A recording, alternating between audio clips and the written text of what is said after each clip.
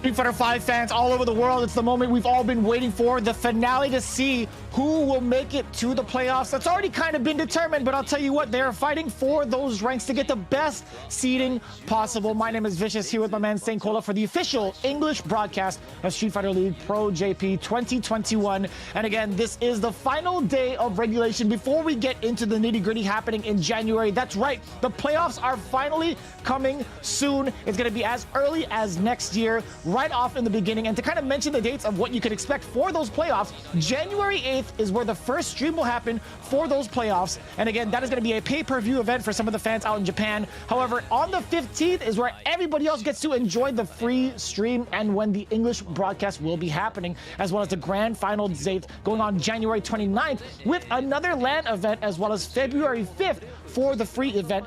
But before we get into everything in its specific details, we do have the full breakdown from St. Cola in regards to what happened last time, what to expect for today, as well as the breakdown for the playoffs.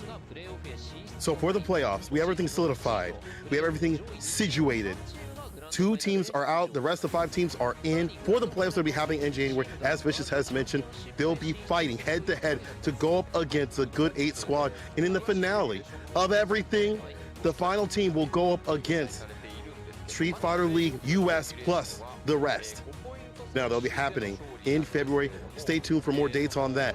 But back to what had happened in the previous episode. All came down to Bonchan versus Akira to lock in those final spots, to lock in the points differential. And unfortunately, Akira was not able to clutch that win. In fact, it was Oja Body Star going down and losing their spots. And unfortunately, they, Soul, and Detonation are out.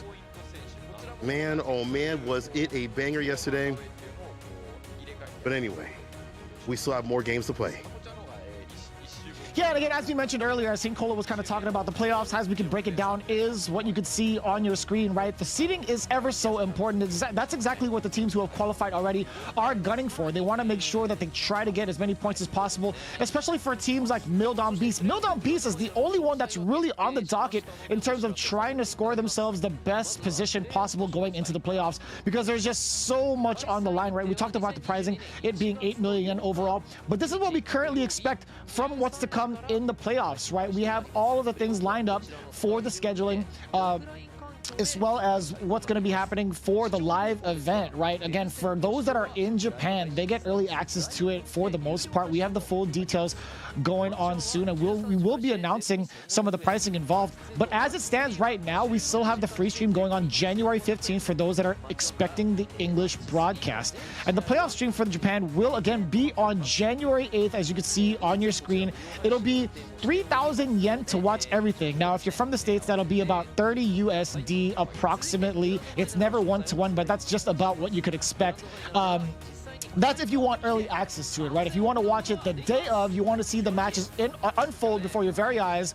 But please, if you happen to do so, don't tell us on social media. We want to be completely surprised. I'm going to be avoiding it like the plague because I want to make sure to watch it with everybody else stateside for the free stream. But at the same time, if you do want to watch it live, you do want to be a part of that action as it unfolds, that's the information you need to go to. That's the information that you will be fed right now on your screen. 3K yen to watch every single moment. And of course, the grand final stream will be happening on the 29th of January. There is going to be an offline event for those of you that are tuning into the official English broadcast but are in Japan. Fortunate enough for you guys get to experience it all in person. This is the full pricing for the event itself. And I gotta say, listen, if there's any sort of like items you could pick up there, any souvenirs, please let your guys know, let St. Cola know, let myself know on social media. We would love to throw down on some of the merch that they have for Street Fighter League because it's been so sick to look at, and it's so sick to see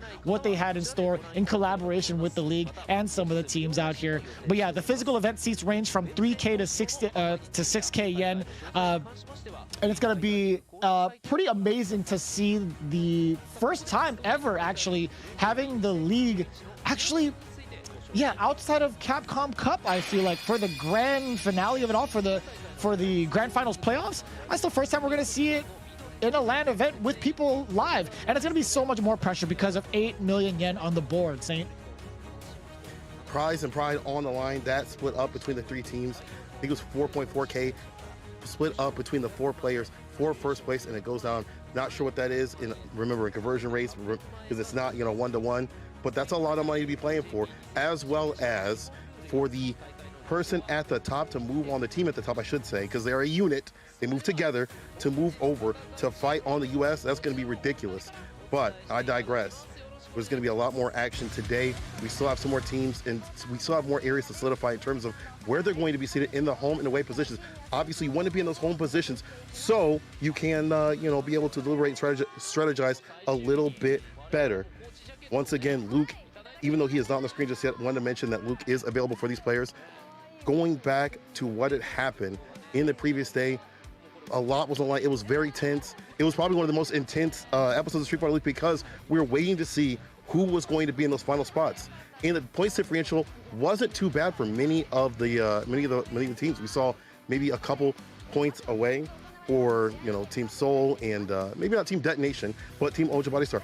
Let's go into it. FEV Roto Z, 4-point sweep over Team Oja Body Star. That final anchor match was the one to determine so much, not only for where Oja Body Star stood, but for the rest of the teams in the league. That 3-0 sweep right there from Banchan, even though they had solidified their win prior with the earlier match with Ryusei, it didn't matter. They still came strong and still defeated Akira the Wild Child. Banchan calming him down.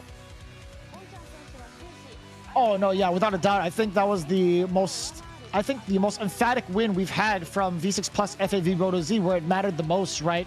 With that win, it solidified the rest of the ranks. Now it comes down to how the rest perform, right? We saw Gyogun and Shinobiism Gaming get themselves 2 points apiece to get themselves as favorable as a position for the playoff spot. And I do emphasize that because having the difference between being on the home team and the away team is a vast difference, a vast advantage / disadvantage. Because again, if you're on the away side, you have to set your team order first for the home team to be able to counter it, right? You get to send your players up as well as your characters chosen. Even if you have side characters, you have to still emphasize who the main is going to be off the bat for the 2 out of 3, or even the anchor position, which is 3 out of 5. It's going to be so important right now going into these matchups, especially for the final teams.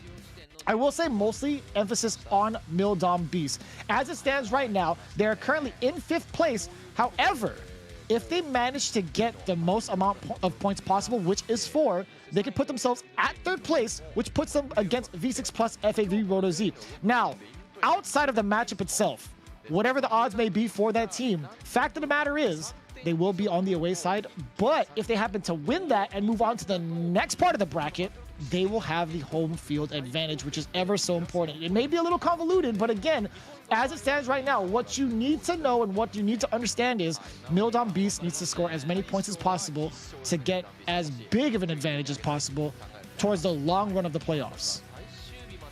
That's right. Won't be easy, though. The previous time, we'll get into that match real soon. Won't be easy. Team Seoul, even though they're out, they're still going to be fighting. Fist of Fury out here. And y'all can tell us how you feel about the league matches. You see the Street Fighter League 2021 right there.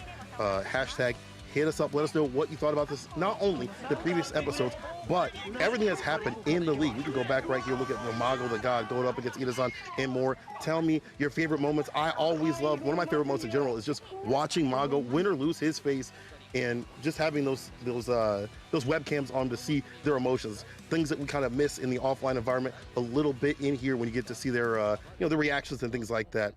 But again, it's been a long journey, a long road for many of the competitors out here in Street Fighter League. Some of them, shining and maybe putting themselves on the map more than they would be known in even Japan or way outside in the US kind of thing. So again, if you've missed any of the action, you can hit the YouTube, Twitch, Milladon, on Capcom Fighters, JP, on all the applicable channels to catch anything that you've missed. This is where it all throws down, right? As soon as you guys get ready and acclimated with those social media platforms, guess what? It's time for some of those games. It's the final games here for Street Fighter League Pro-JP. Let's get into it. We're going to start off things with Mildom Beast. Of course, you already know the roster. It's my man, Daigo Umehara, the living legend himself, who's been dominating with that Guile. And of course, Fudo, one of the heaviest tanks in the business. Again, the attack on heavy tank with that poison, with that Armika. And of course, who could forget about the Hermit of Shimane again? Mochi has been dominating the charts, and he's been the blueprint for Dalsum, as previously mentioned. And Moruto, who hasn't really seen too much action just yet, but I'll tell you what, this guy is a gun waiting to explode. Moruto with that ever important Dan being that ace in the hole just in case the team needs it. And of course, we have our opposing team, the Saishunkan Seoul Kumamoto, coming up next. Yes, sir. Even though they're not down just yet. The Violence Emperor, Nemo himself, sitting with that Gale and Urien. Now behind is going to be the Violence Clerk himself, only dealing in damage. That is Shuto, most defensive Urien in the business. The Wild Child, Nishikin, coming through with the Blanca pick that nobody knows how to deal with. And last but not least, vote for me or you're absolutely free. The young president himself, Yanai. One of the Cloud Freezers out here, one of my favorites in general. This team, again, not qualified anymore, but they can definitely put a damper on Milodon Beast. The last time that they were swinging at each other, because this is a run back and a rematch, it was 3-1 Seoul win. It was definitely in the favor of Nemo's team. We're going to go into that as we see at the top. Yanai G beat Fudo's Poison. Then Moruto's Dan beat Nishikin's Blanca. At the end, though, in an exciting, fantastic match, it was Nemo's Urien that beat Daigo's Guile by a precipice. Yeah, so the way it turned out, it actually ended up pretty convincing towards the end with Saishunkan Seoul Kumamoto, but the way it broke down per match, I think Nemo, again, he was on the verge of taking that L against Daigo. He was actually down a whole game. It was 1-2 at one point, and Daigo happened to drop the last 2 games against Nemo. And as it stands right now, with Milodon Beast being at the away seat, it's going to be Fudo, YHC-Mochi, and Daigo yet again for their roster. Moruto is going to be taking the bench for the team. No Moruto, big sad face. I understand how you guys feel because I feel the same way. I loved seeing his dad play, to be quite honest with you. But as it stands right now, they're trying to score as many points as possible, getting themselves ready for the playoffs. And with that in mind, it's time for the discussion. What is the home team going to pick for Saishunkan Seoul Kumamoto? Who is going to be going up first, considering the order? Fudo with the poison. I gotta say, Yanai did a great job with that G the last time around, facing him off 2-0. Is Nemo and the squad gonna send him up yet again? Your thoughts, Sankola? You know, I feel like I think he'd still be a fine choice, despite the fact that obviously once, we've seen the rematches happen and people have new tech, new things to deal with, these matchups and stuff like that in these runbacks. I think Yanai is a perfect fit, but just in case, if they want to stay solid, they can also pull up Shudo. I think G and Urien do absolutely fine. Never mind, Yanai is on the bench, and it's going to be Shuto, the most defensive Urien in the business. Man, oh man, they're definitely putting the crowd pleasers on the bench. Shudo saying that he has been on a long losing streak, as you can see right here, only 1 point to his name. Fudo side, 13, with an important first anchor match win right there.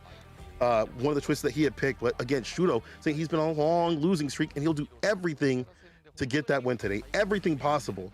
It's gonna be really difficult. I feel like, despite the fact that Urien does pretty well against Poison, that defense, I feel like if you're fighting that matchup, you want to be more offensive, and Shudo really edges more towards a defensive sort of Urien. Doesn't mean he can't turn up like volume when need be. That doesn't mean he can't do that. But right. I do feel like the kind of style that he plays might not be the perfect kind of style against Fudo.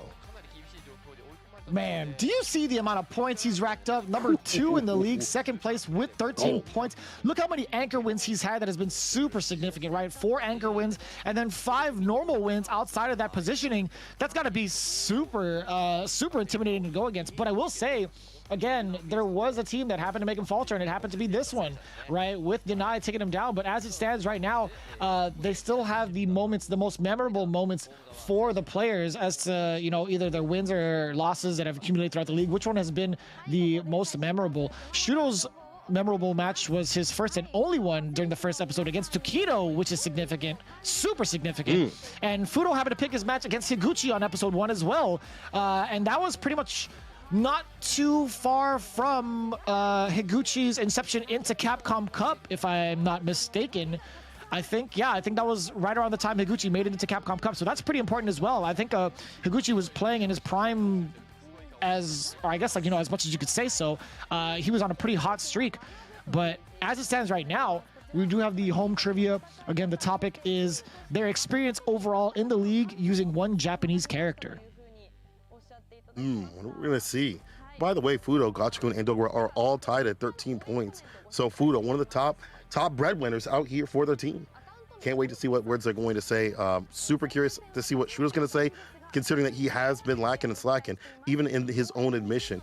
I'm also curious to see, what when we get to him, what Morito's got to say. But going for a little bit of trivia, never mind. We're gonna go right into the home trivia real quick. Nemo says that it's been a challenge. Shudo says thrifty. Nishikin says learn, and Yanai says throw, because he probably did a lot of command grabs, which makes sense. His character's all about the grip, all about putting hands on the man with the command grabs. We've seen that come through quite a few times, threatening that approach. Won't see it today, though, unfortunately. It won't come into play because he's going to be on the bench. But Nishikin saying learn, I think is a really big one for him, because I feel like that he is one of the players that has learned how to go above and beyond his character, maybe not having the best neutral with Blanca. Nishikin actually said that he learned a lot, not just in the game, but how to control his emotions during the match. And that's super important. I feel like the mental game is so important in fighting games. If you're not mentally there, you're not aware, you're going to get pieced up. Yeah, no, I think without a doubt, that's ever so important when it comes to higher level play, when it comes to professional play, I should say. Having full control of your mental stability is one of the key things in becoming a successful player. Nishikin has gone through pretty much the ringer. I feel like a good amount of these players have gone through the trenches along with Nishikin, I should say. Shuto being one of them, not having one of the best records, but still trying to maintain that confidence and maintain that focus each and every one of these matchups. It's so difficult, right? Facing such a losing streak and then still being able to ride up on the horse, right? That's still going to be the main emphasis for Shuto. He's like, I'm still going to give it my all. As he mentioned earlier, right? He prefaced his match by saying, I'm still going to try my best, especially today, despite us not making it into the playoffs, despite me having a losing streak. I want to break that streak today, no matter what. So here we go. Get some pride. Shudo with the sweep off the feet. I like that. Outside the distance for the crouch, fierce, or the fierce. Getting that whip punish and then walking his way in. Crush though, V-skill gets a pickup. This goes for the whip special. I like that. The V-skill approach to get that distance. And Fudo spinning the V-bar for the V-reversal to slowly push Shudo in the corner and checking the dash. Going in for the Aegis Reflector, especially after that tackle situation. The V-shift break coming in from Fudo. So smart to avoid the danger, but still gets caught off the confirm. Here comes Shudo now. Don't go from behind. I like that to lead the V-reversal. That was so sick. That was actually genius to get himself ready for the V-reversal, but all for naught. Fudo getting a confirm of his own, spending it early. I do like that. The amount of damage coming in to guarantee the KO. Man, but rewind that real quick. Shudo fully aware that Shudo was fully aware that Fudo wanted to use V-reversal at that point in time. Getting the counter with the violent knee drop, that was disgusting. I like that. Signs of aggression right there. Dealing with the other person's defense too as well. Fudo spin that bar early. Not too bad for Fudo's side because you're going to be off that bar in round 2 or 3 if need be. She's real aggressive. But speaking of aggressive, he cherry tackle, puts him in the corner. This is where this character really suffers. Oh, but the sweep, a little bit too risky. Fudo with the punish. Going in for the cherry tackle again. Really trying to outpace Fudo in neutral, but it's so difficult. There's a way to do so. Bypass the neutral, using the EX chariot tackle, securing Fudo in place. That was an excellent buffer out of a crouch jab. That's going to be a big punish as well. Shuto making all the right decisions against Fudo in the corner. We're seeing Fudo kind of be a little overzealous with his normals, thinking that, maybe he's going to be within buffer range, but Shuto doing a great job of maintaining and keeping his position against Fudo for intimidation. I do like this positioning overall from Shudo. Definitely enjoying the fact that he's inside the fierce range, the crouch fierce range, and then runs the EX when he's at max distance like that. No big deal. If you get pushed out a little bit, it's not too bad. You put this character in the corner, she will suffer. Well, here's the back throw though. Fudo has all this room. As a zoner, by the way, she loves to have that space to be able to acclimate and deliberate where she's gonna place these buttons at. That's what I'm talking about. That mid whip. EX right to the fireball. To anything. At this point, he's just walking and punishing at this point. Yeah. Hard way to get that plus frame, but still the counter. It comes in from Shuto. Extra damage. Get that chariot tackle. Look how much coverage he gets into the corner now. You better be ready for the mirror. Up close and personal. The anti-air is there from Fudo. Not again this time. Not allowed to. And continuing the combo with the close-up mirror. Very nice conversion from Shuto. Game number 1. The way that he is working around the V reversal situation from Fudo. You see the medium punch right there? Stagger Steppen knew that he wanted to go for the V reversal because he thought, oh, this dude's gonna activate the Aegis. But Shuto, awake and aware, dealing with the V reversal, putting out the V trigger, and sealing the first victory, looking a lot more aggressive. I would say more active aggression and a little bit of active anti-defense on his side too as well. First game to him. Back into the neutral is going to be so scary. Yeah, max distance tackle just to make sure to check Fudo. He wants to use it as a way to advance in, but even afterwards, I feel like it takes a little bit of extra damage. Well, you know, more like Grey Life, if anything. Oh, yes, sir. Fudo absolutely knew it was coming out. The stun is there. Yeah, he does get the throw bait. Look at the damage. She's a zoner. She's a zoner. Zoning and damage and aggression. V reversal. I'll be the end of the session real quick. She deserves no it, though. activation. She absolutely deserves it. She works so hard, man. She works so hard. That medium kick being cancelable, man, come on now. Let's be honest. Come on now. Look at that! He's so good about poking at that right range too, because usually the fierce so will come through, good. right? That's kind of been a painish, but like the fact that he's spacing out real well is fantastic. That's true. The anti-air, man, it's so powerful. Using the crouching strong into the V skill. I'm thinking to myself, if you're Shudo and you're trying to jump in, maybe from further ranges to bait out Fudo, what he would want to do is just empty jump, right? Or he could whiff out, or excuse me, sniff out a punish on that crouching heavy punch. It's all getting started here. Shuto does get the V trigger out, but it's a close mirror. Oh my god, another close mirror. Fudo is still pressing buttons against something. He's trying to stop Fudo from moving forward, but the fact of the matter is that mirror is way too close. He's gonna collide with the hurt box first. So right now, Shudo on set point with a lot of bar to cook with, and we've been seeing those EX cherry tackles just like that to deal with the neutral, but Fudo was aware, throwing out the jabs. He was at that max range to catch that from coming through. Trying to control this gorilla character, the Silverback. Doing everything it takes to keep him out. Or get his offense started, right? There's a side switch. You know, he's willing to take that kind of damage, but here comes Shuto, some of the best in the business when it comes to offense. He's been playing defensively majority of the league, which is a real shame, to be honest, because Shuto's offense is so good sometimes. Like, he has a really great day, and he's showing that right now. That was so slick. The stand light kick ender into the headbutt. Jumps away. So that defense could come into play where he's finding that right time. Get that final hit. Tech. Shudo. Sees that final hit. No, the tackle. I don't know if he thought he had EX bar, but he's going down to the ground. Fudo with the punish on the bad tackle. I'm not sure if he thought he had EX to cancel into V trigger. Did he?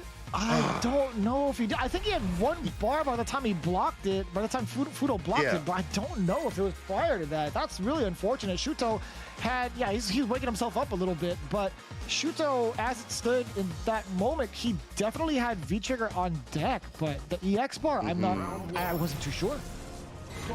Yeah, I don't think he had it right before, and maybe he thought he had it, like that little bit.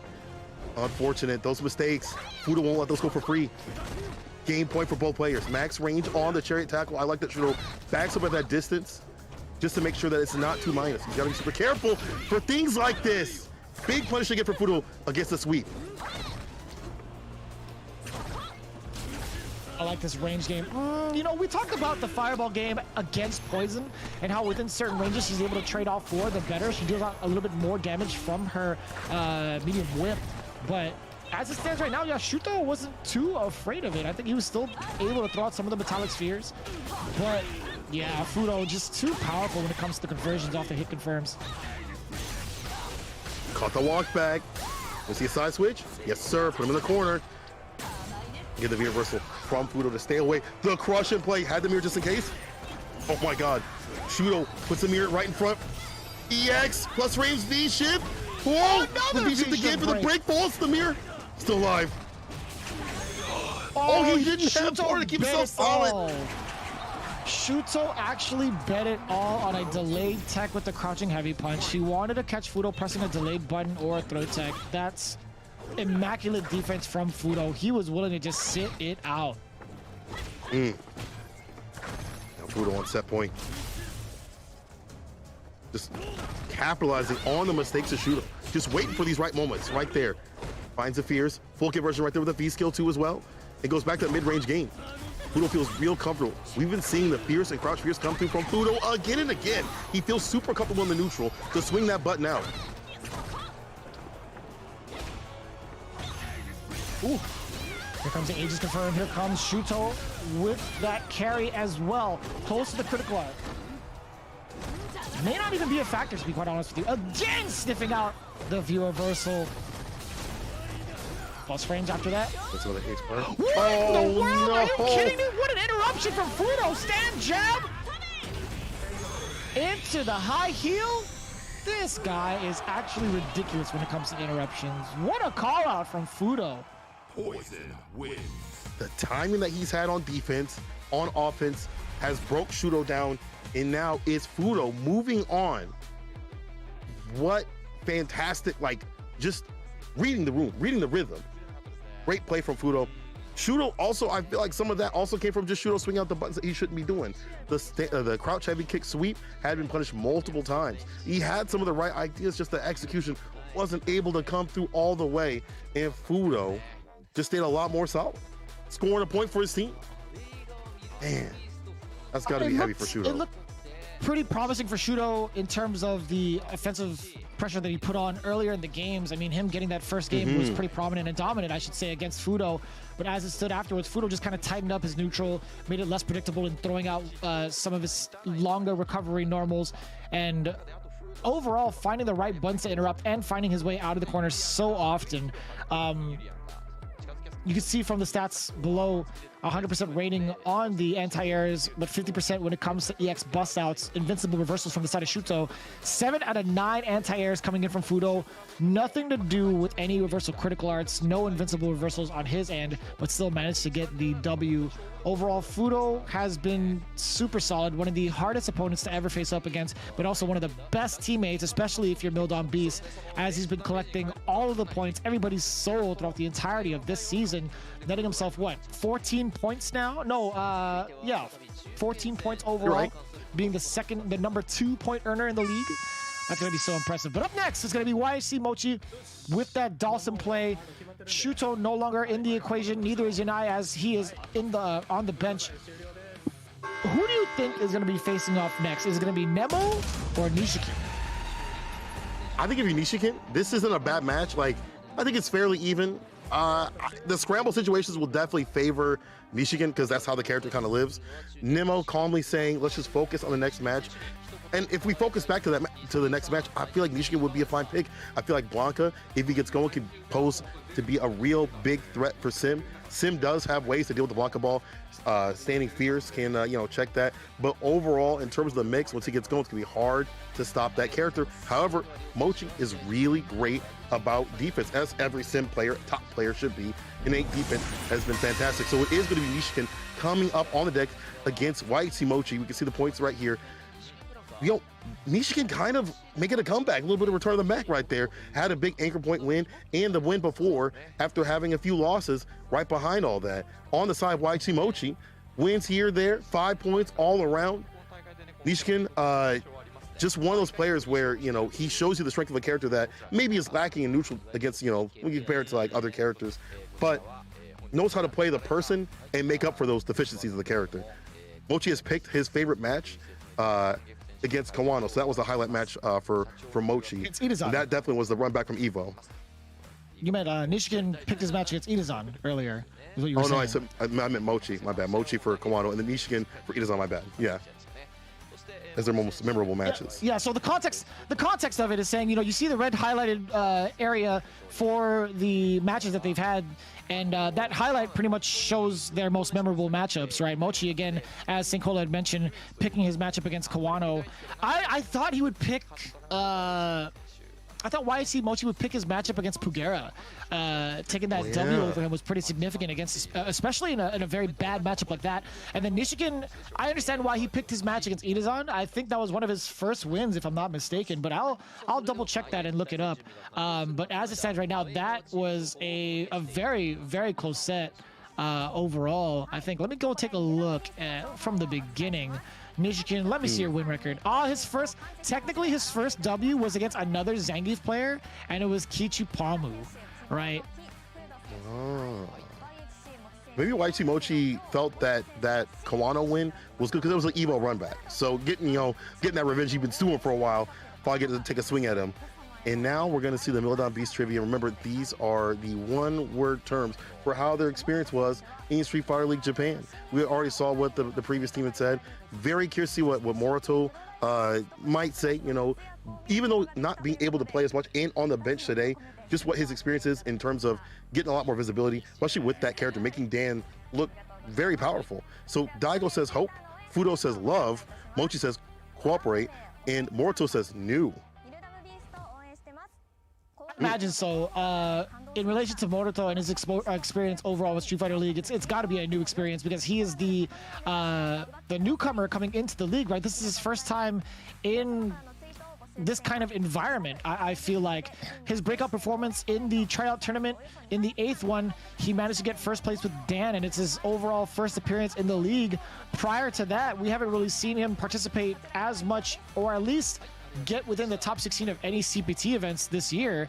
He has participated in a handful of them, but has not found the same kind of success. But I think to further elaborate the character new, Morito says the new rules of playing in the home and away of Street Fighter League is something that he really enjoys, right? It's a real big switch up than what we're used to in comparison to what we have over in the States as well in the last couple of years when we had the ban rule in full effect. Morito is seems to really enjoy the new rules of the home and away team.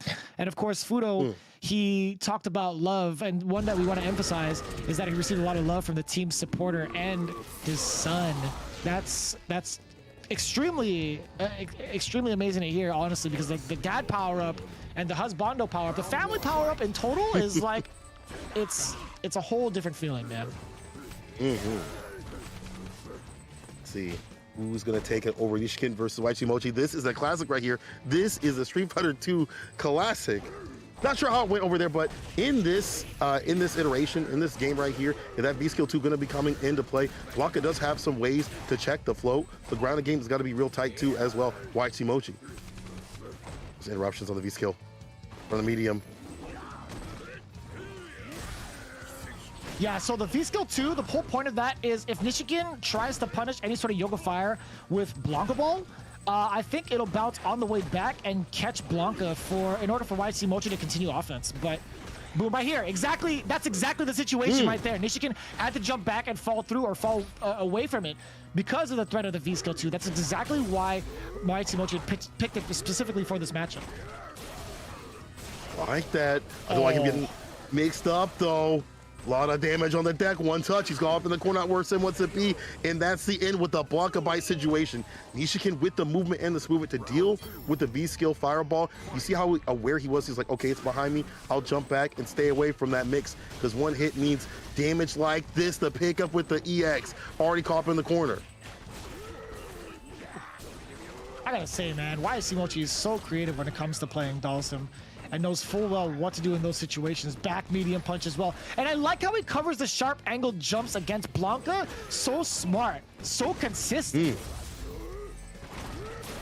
Activation time. Blocks it out, hands were up. YHC-Mochi with a fat lead in health, could find the finish V reversal. Doesn't get the pushback off of that. Nishikin still with a little bit of bar to work with, but not much room to get in. V reversal again for YHC-Mochi. And the trade definitely in favor of Mochi. He's willing to slug it out, dog. He's willing to take these trades. He's got the lead in health, and now he gets to go in the next round with a full stick of butter. Yeah, I think Nishikin probably thought he had the punish with the Blanca Ball, but within that range, if you're too far, the recovery is just in time for Dhalsim to get a full trade. But that's not even going to be the case anymore. YHC-Mochi looking to take it down right here and now. One more for stun. It's going to be so close still, and it's still close to stun. Do not get hit. Nishikin obviously had to back off. Does get the V-Skill charge up, but YHC-Mochi chilling in the corner. Watch out for that fireball. What? Ooh, that could have been so dangerous still.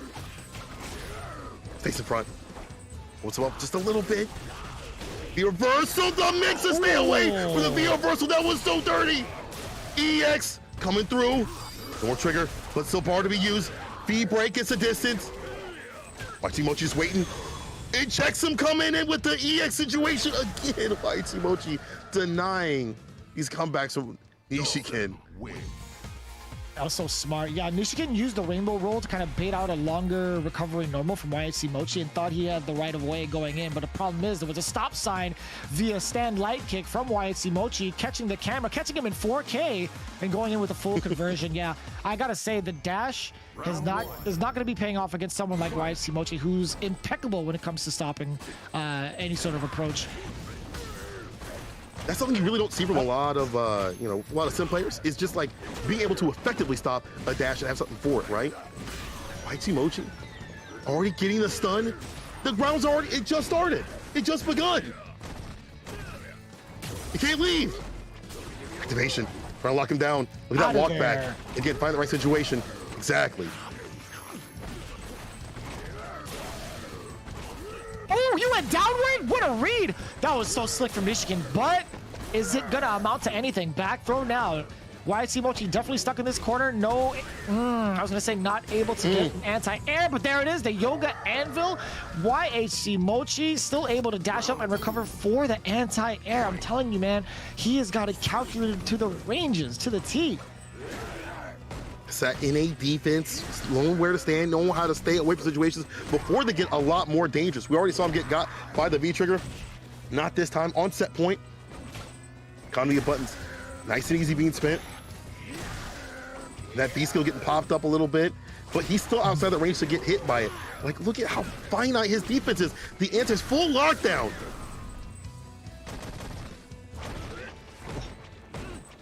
Now keeping him away with a handful of normals, mostly stand heavy punch, back heavy punch as well.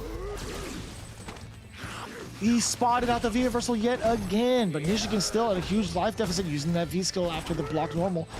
Trying to make his way in. Blanca Ball just whiffing in front of YHC-Mochi, not able to stop that in time. Got the bar to cook with EX. Could send out a super. Electricity, side switch, V reversal. Puts himself in the corner. Back throw now. He still has a chance. A lot of chip calling out the V reversal yet again. Nishikin having a little bit of bar left. You can see YHC-Mochi trying to fumble past the defense, or excuse me, past the offense that Nishikin presents, but still it's not enough with that V reversal alone. Nishikin put a little bit more trickery on it. Again, that's the difficulty of this character. You don't really have, the best neutral in the business, and those long limbs keep you out, but he's getting in. V skill pops up a little bit, build up that V bar, and socks up for more of that continuation, and catches the backdash too. A lot of ways to use that V skill too. I feel like Nishikin using that just to dominate the neutral a little bit more, especially when he gets in that mid-range position. Maybe not full screen, not working out. When he gets to that mid-range, it gets a lot more dangerous. Big jump in, and the super. Is that gonna work out? I feel like after 2 crouch jabs, I don't know. Yeah, the scaling was a little bit too much. Oh. Just needs one touch. Nishikin just needs one touch, and it might be via whiff punish. YHC-Mochi not allowed to throw out any more limbs outside of the ranges. But still the stand medium punch gets stuffed out. Nishikin making a very good call out. It was a very excellently timed jump. Perfect on the read. Absolutely, Nishikin getting a little bit less. We talked about his his emotions, right? How he's got to be mentally there and prepared. And one of the things we're catching now is him calming down a little bit. A lot of these errant hits had been getting him as the round went down. Like he'd been losing so much health before, when the second half of the round started happening. So he wasn't able to make the comeback, but now he's staying solid. And now YHC-Mochi is forced to come to him, get these wins, forced to come and slug it out with him, where Blanca would love to be. Close range game. Right. Ooh.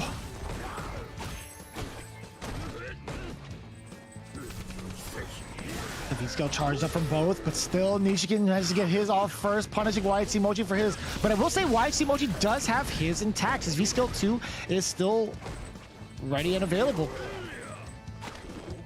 No anti-airs, doesn't matter. Look at the amount of life taken down from that single throw, but now it's going to be all Nishikin.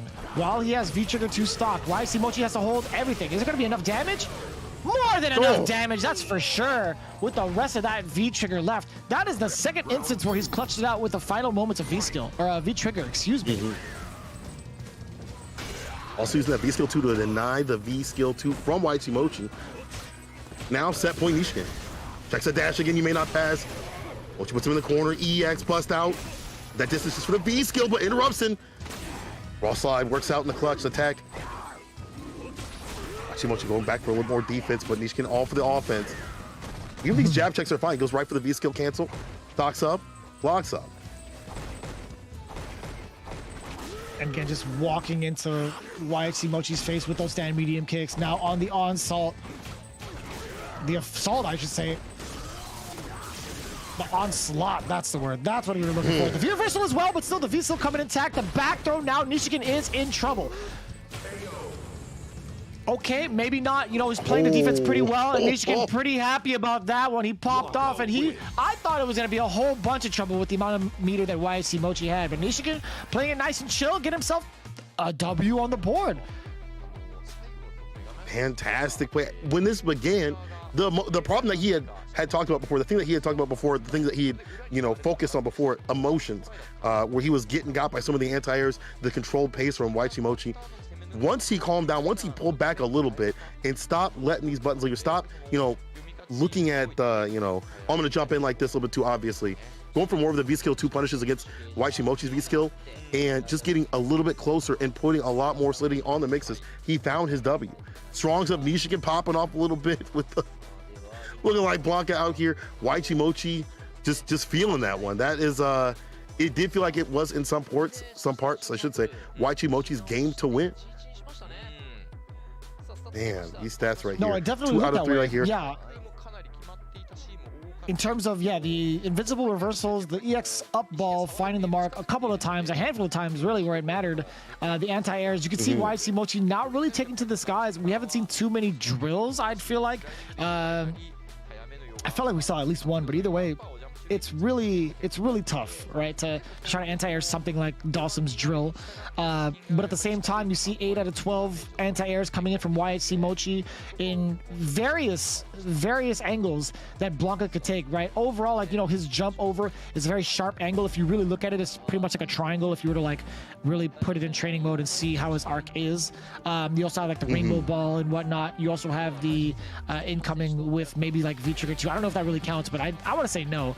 But either way, Mochi's doing a fantastic job. You know, Dawson has had a very tough time trying to anti-air consistently with something like stand jab. So you have to commit to something with the longer startup, like a back medium punch, which could lead off into trades. But YHC-Mochi, although it led off into trades, he was still consistent with it. He was still putting his faith in that normal and playing what happened afterwards instead of fretting like, okay, well, I'm going to take damage. Maybe I should just block. No, he's willing to take those trades. That's very smart from YHC-Mochi. May not have benefited him today, but overall his game plan was just as solid. Now, we have ourselves the remaining anchors to kind of put it on you real quick as we take a look at the points that Nemo has accumulated with both the anchor wins, 4 of them that he's accumulated, as well as the other 2. For Daigo and Team Mildom Beast, they absolutely need this win to face off against V6 Plus FAV Roto Z, or they are also in a position to make it so that they face off in a matchup that they are comfortable with against a team that they have the utmost confidence in terms of defeating them and moving on. So it's a matter of whether or not they want to face a team that they have a lot of confidence in beating, or if they want the long run advantage facing off a tougher opponent that is V6 Plus FAV Roto Z in the upper end of the bracket. So we'll see how it plays out. You can see the amount of points that Daigo's accumulated overall, but let's talk about the highlighted wins, Saint. What did it show for Nemo? So for Nemo, that was back when he had that sick parry against Dogro when he had the Gill.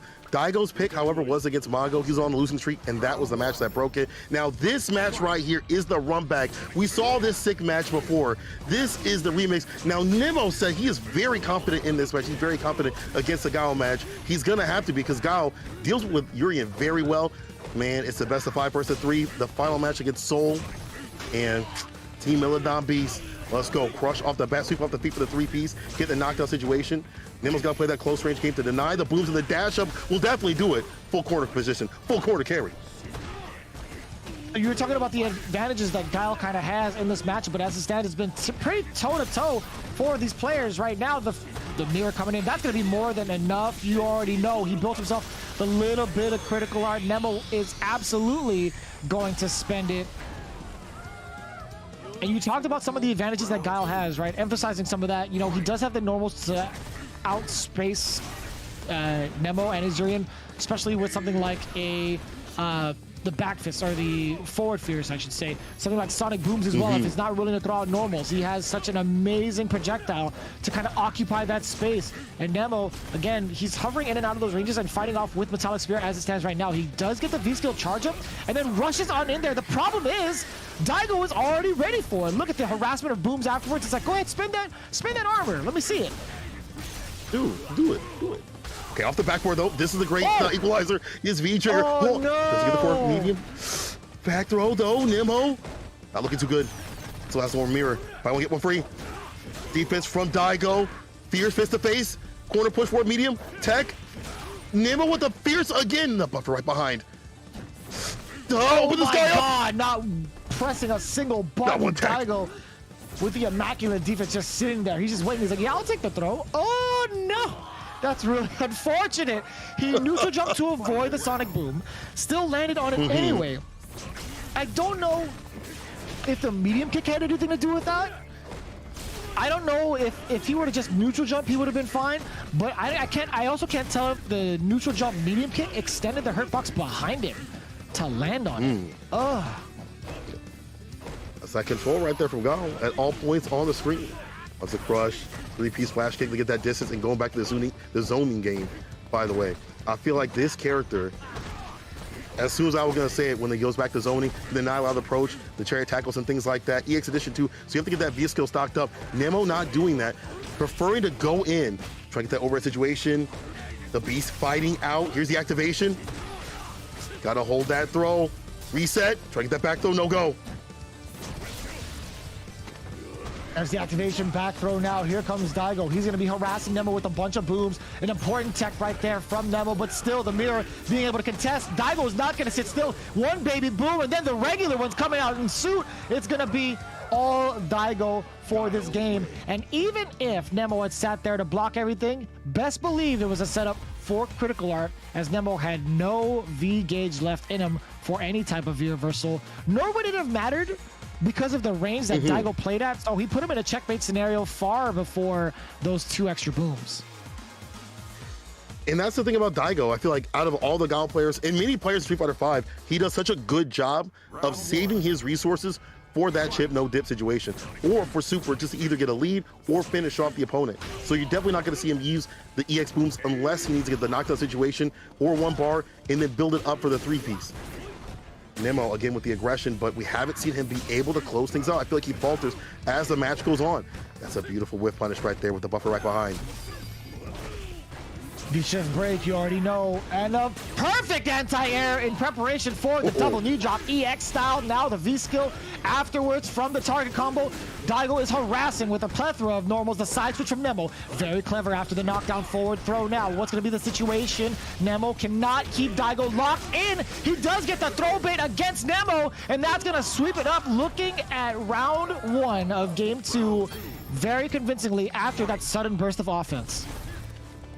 We talk about who's like comfortable in this match. I really feel like what's been shown by me, or what's been shown to me at least, is Daigo feeling so comfortable, so aggressive, probably maybe a little more aggressive than I usually see him as, you know? Able to keep up pace with this kind of character. Flash kick, as soon as he saw the fierce wind back, he had something for him. Flash kick, again, the normal situation. V-skill coming through, look at this rush down. This is Backdash gets got with a throw. Absolutely confident Daigo, but that's even better for Nemo. Now that he understands the kind of pressure, the kind of play that Daigo is going for, he's trying to get these throw baits a little bit more often. But now Daigo being ever so buttonsy, this is going to be more than enough. Yep, we got the knee bazooka into critical art, boom, into Sonic, Tempest. No, not quite, the scaling is too much. And here comes Nemo, charges up the V-skill after the activation of the first mirror. He's trying to dissipate all the booms that comes his way to close the gap against Daigo in a favorable position. Here comes a charged metallic sphere, an excellent tech, but still Nemo, if he gets the critical art, that's gonna be more than enough against Daigo. The whip punish. You thought you could throw a fireball, an air fireball at that? Daigo 1000% ready for it. You know how many of those he's whiff punished in the lab? It's got to be in the tens of thousands by now. I mean, the fact that he was even ready for the Fierce to wind back, has something on the deck with a Flash Kick EX Edition, shows to me that he's ready for anything he sees from his character. Like, that, this dominance that he is showing, this aggression, this confidence, the Daigo that you want to see, and now we're seeing him on game point against Nemo with the quickness. This is a run back. Last time they played, it was down to the wire. It was close. But then again, don't let me prophesize no demise. It's not over just yet. We could see Nemo just maybe get a better round start so that he's not lacking in health as things go on.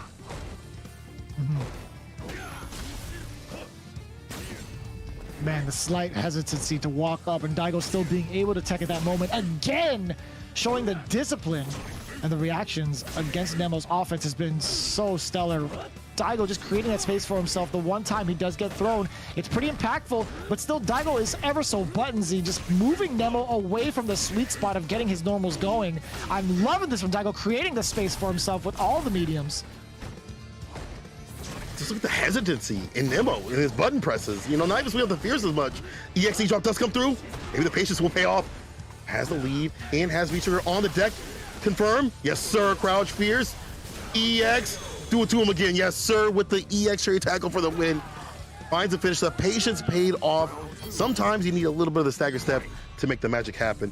Nemo still alive, staving off set point for just a little bit longer, and the partition right there, I shouldn't even say partition's not in this game, but the 4 medium punch buffer to get that cherry tackle. So we want the feet, though, with the crush. That goes out of there. Of course, the flash kick is ready from Daigo. He was sitting there like a madman for at least, what, 2, 3, 4 seconds? Who knows? But either way, still maintaining that positioning. I like this now from Nemo, getting the conversion, but running into the forward Fierce from Daigo. Okay, this is a tough situation. Daigo does have it fully loaded. Is he even going to have to activate? No, that's Oh three! My God, do it again. He backs away, but still, Nemo uses the first mirror to suck him back in, but no, the second mirror is not going to be enough to keep Daigo within the range he wants to play. And of course, that was indeed a V-trigger boom, baiting Nemo for the jump, maintaining his charge for the flash kick. So smart, well played from Daigo, and the anti-air with a sweep. He shifts away, forcing him to spin a little bit of that B-bar. The fact that he's so optimized with this character to just have little mix-ups like that in and out of his V-trigger just shows that, you know, he is at the top of his game when it comes to God. What's that point? Blocks it out. Oh my tech, God. A little bit of delay.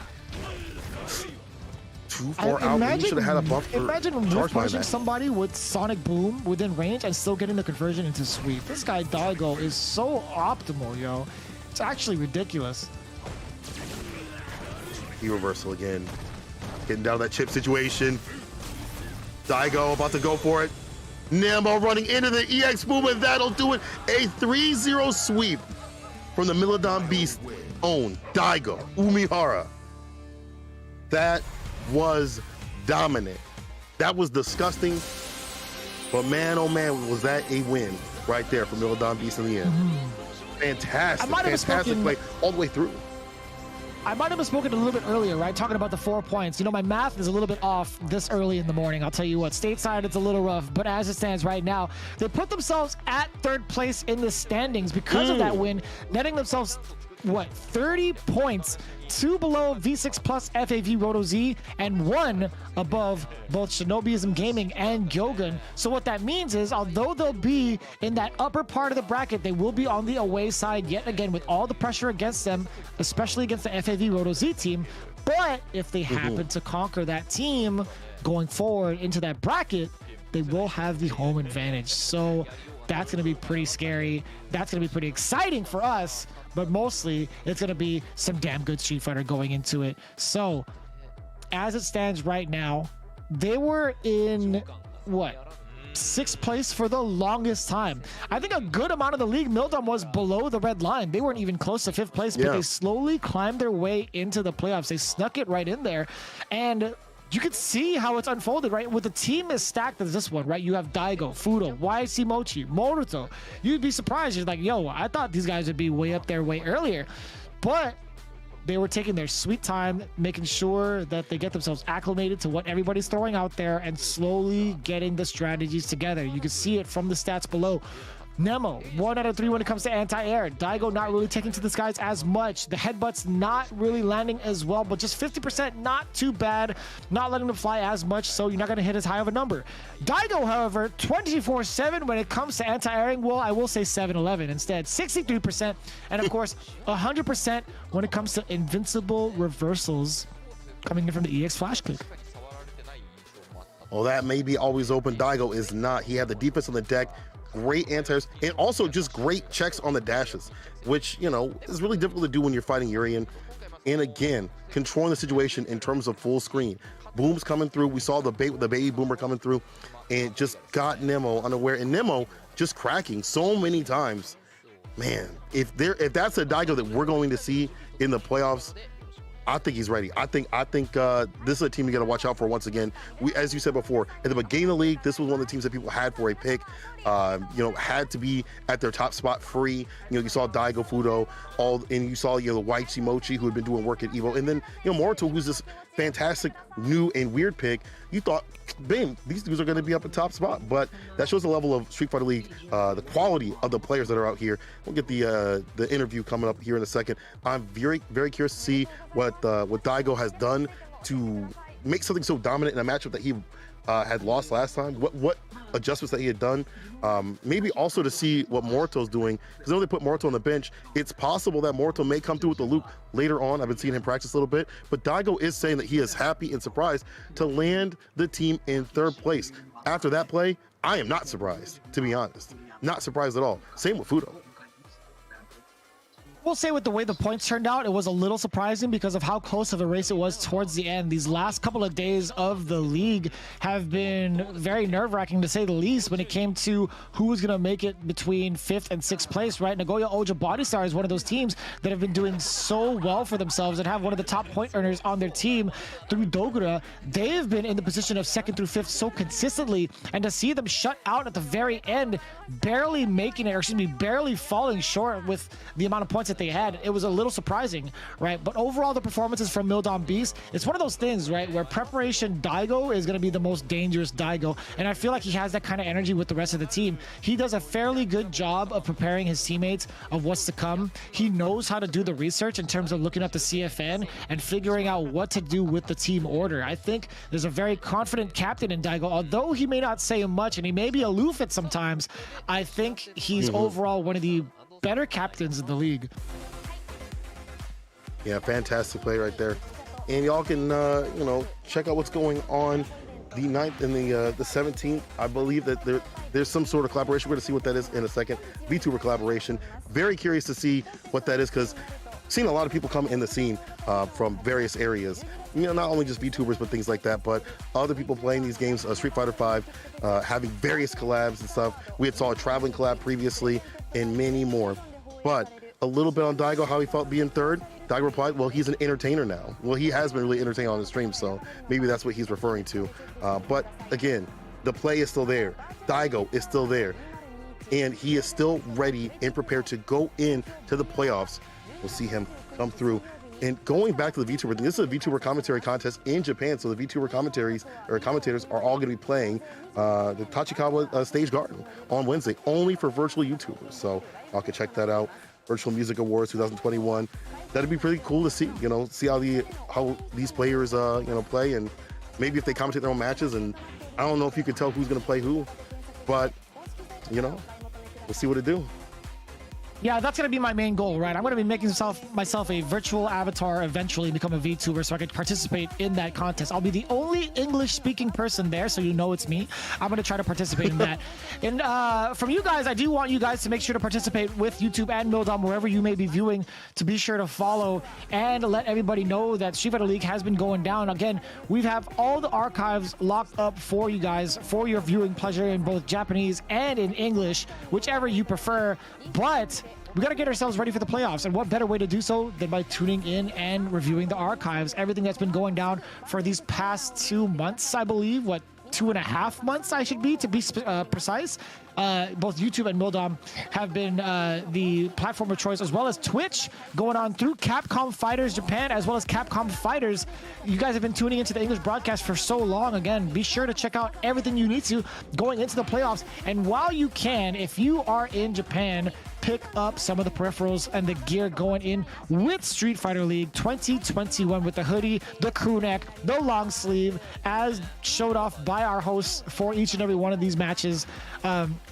Again, if you do happen to live stateside, man, this is unfair. These guys are showing off all the swag right now. This guy Hamiko, this guy Aru, these guys are actual these are actual models. I'm so jealous. I'm so upset. Super jealous. See, the fact that he's standing up showed the one, definitely Aru is definitely my favorite right there. Y'all let us know which one's your favorite. And again, as Vicious said, pick him up if you can, if you're in Japan, or you know, if Amazon does do the import run that too.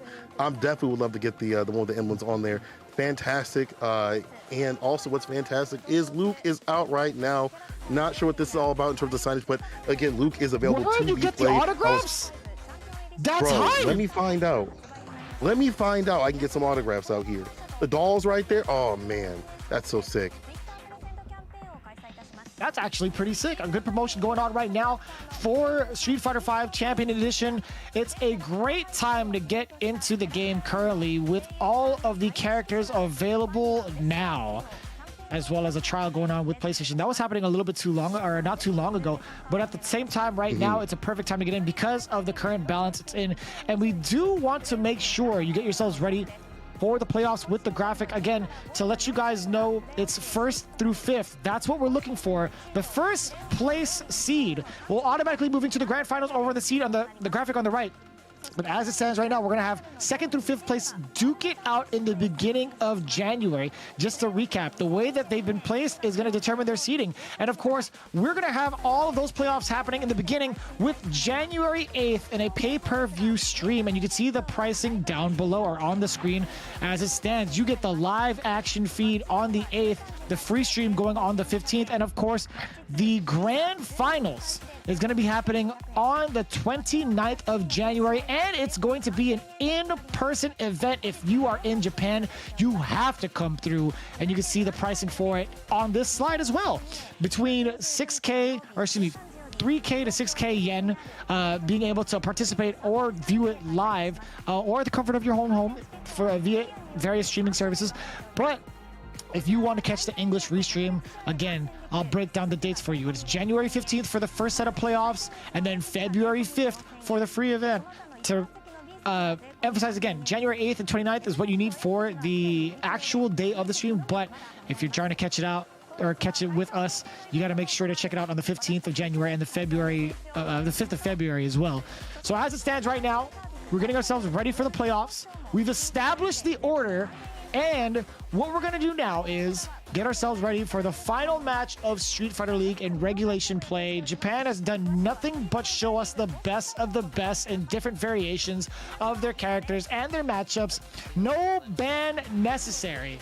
Just making sure we get the counter picks going, right? We get to test the strengths of each and every one of these individuals, and it's been an absolute honor to check out all of these matches, and it's been very enlightening. So with that in mind and with that said and laid out, we still have one more match to go in the finale of Street Fighter League Pro-JP, and it's going to be happening after this short break. We'll see you soon.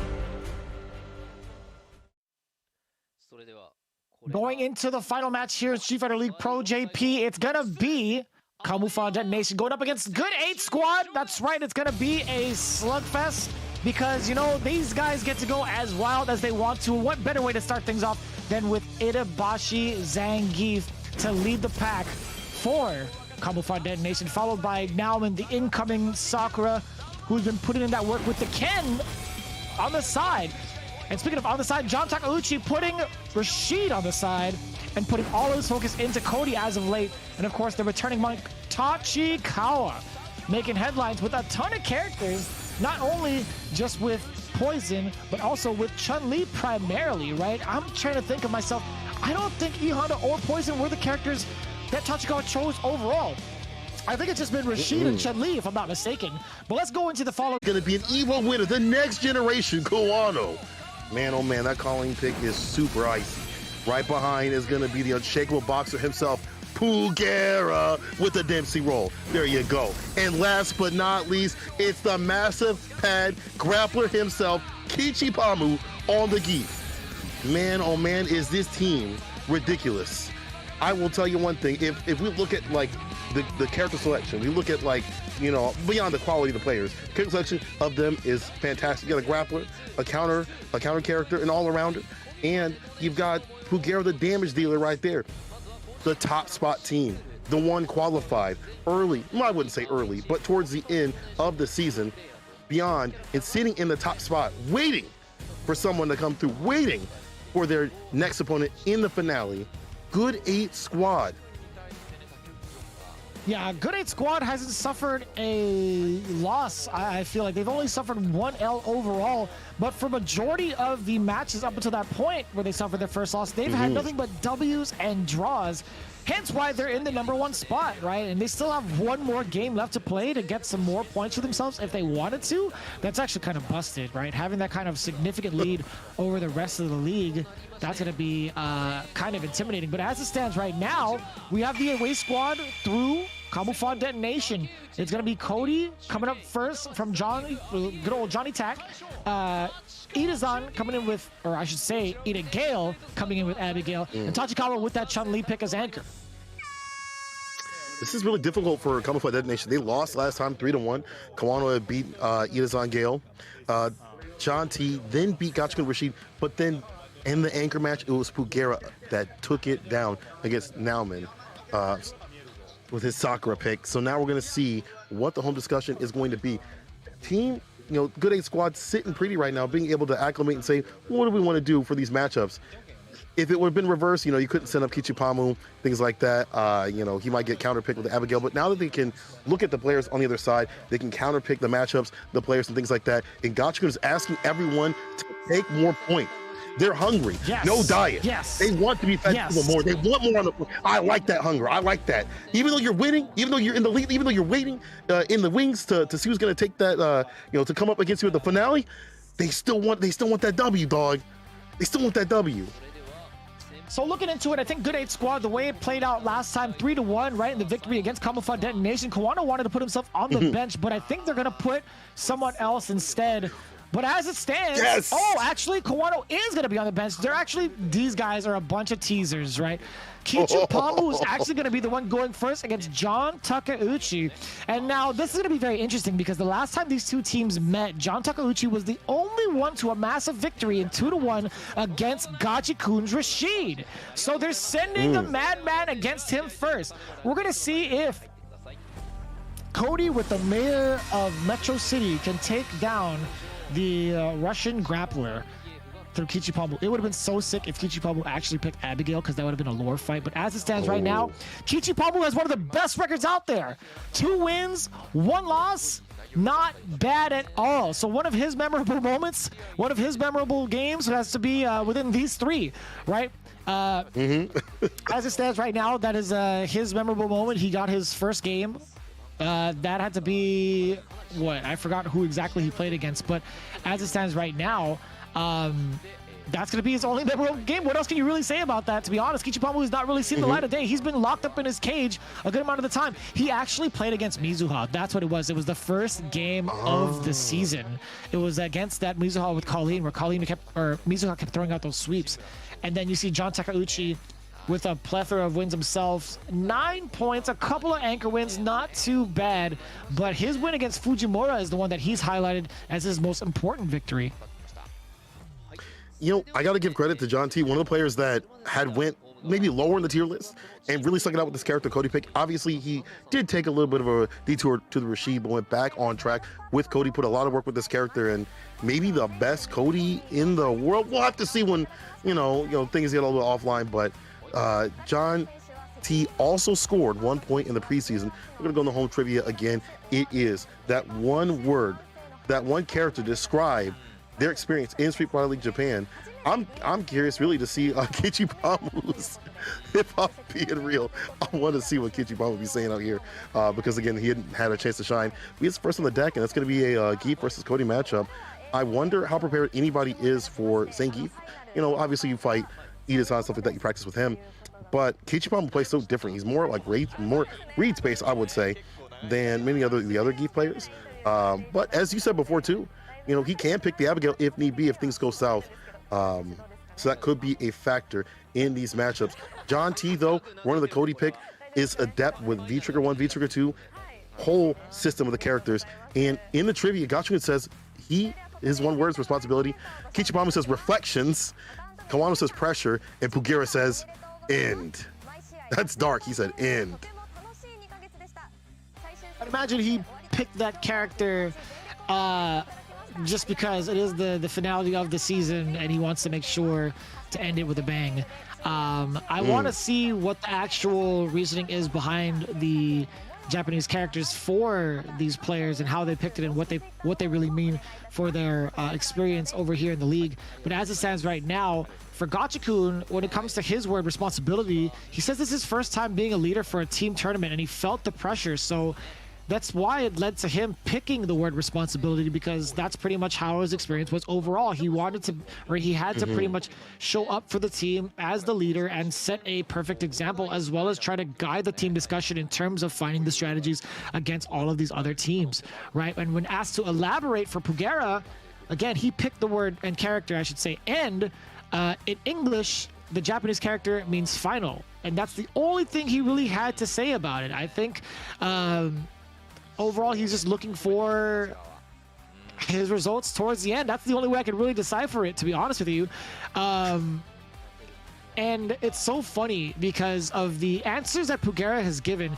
It has taken the host, Ando-san, to get used to it after 14 times going through it of interviewing Pugera. Like, that is pretty impressive, of having the mental fortitude to be like, all right, Pugera, I understand the kind of interviews you're going to give me. Let's just get it over with. Which makes sense because, again, the Japanese character for end, that's something Pugera was picking anyway, so it all comes full circle. As it is right now with the finality of the season, it's going to be Kichipamu versus John Takeuchi, Zangief versus Cody. Let's see who gets dropped first. Yo, the Tundra Storm round start! Isn't that move like DLC? You barely ever see it. But what a way to start against a medium kick and play. Rounds, I cannot believe he used that. I'm going to be 100%.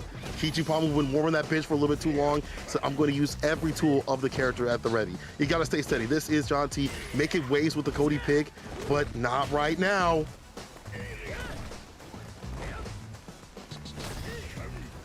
Oh my god, any more of those kicks that fly out, we might get the dragon screw coming in from Zangief. He's been waiting to use this move. That's Kichipamu now just waiting in the bench. You can see the anxiety and the angst. He's ready to let loose. But speaking of let loose, we do get the full final fight combo into the trigger activation from John Takeuchi. Although it was blocked, it was still able to get him some extra damage from the knife, right? He's going to be out poking Zangief a good amount, as well as applying some of that chip damage.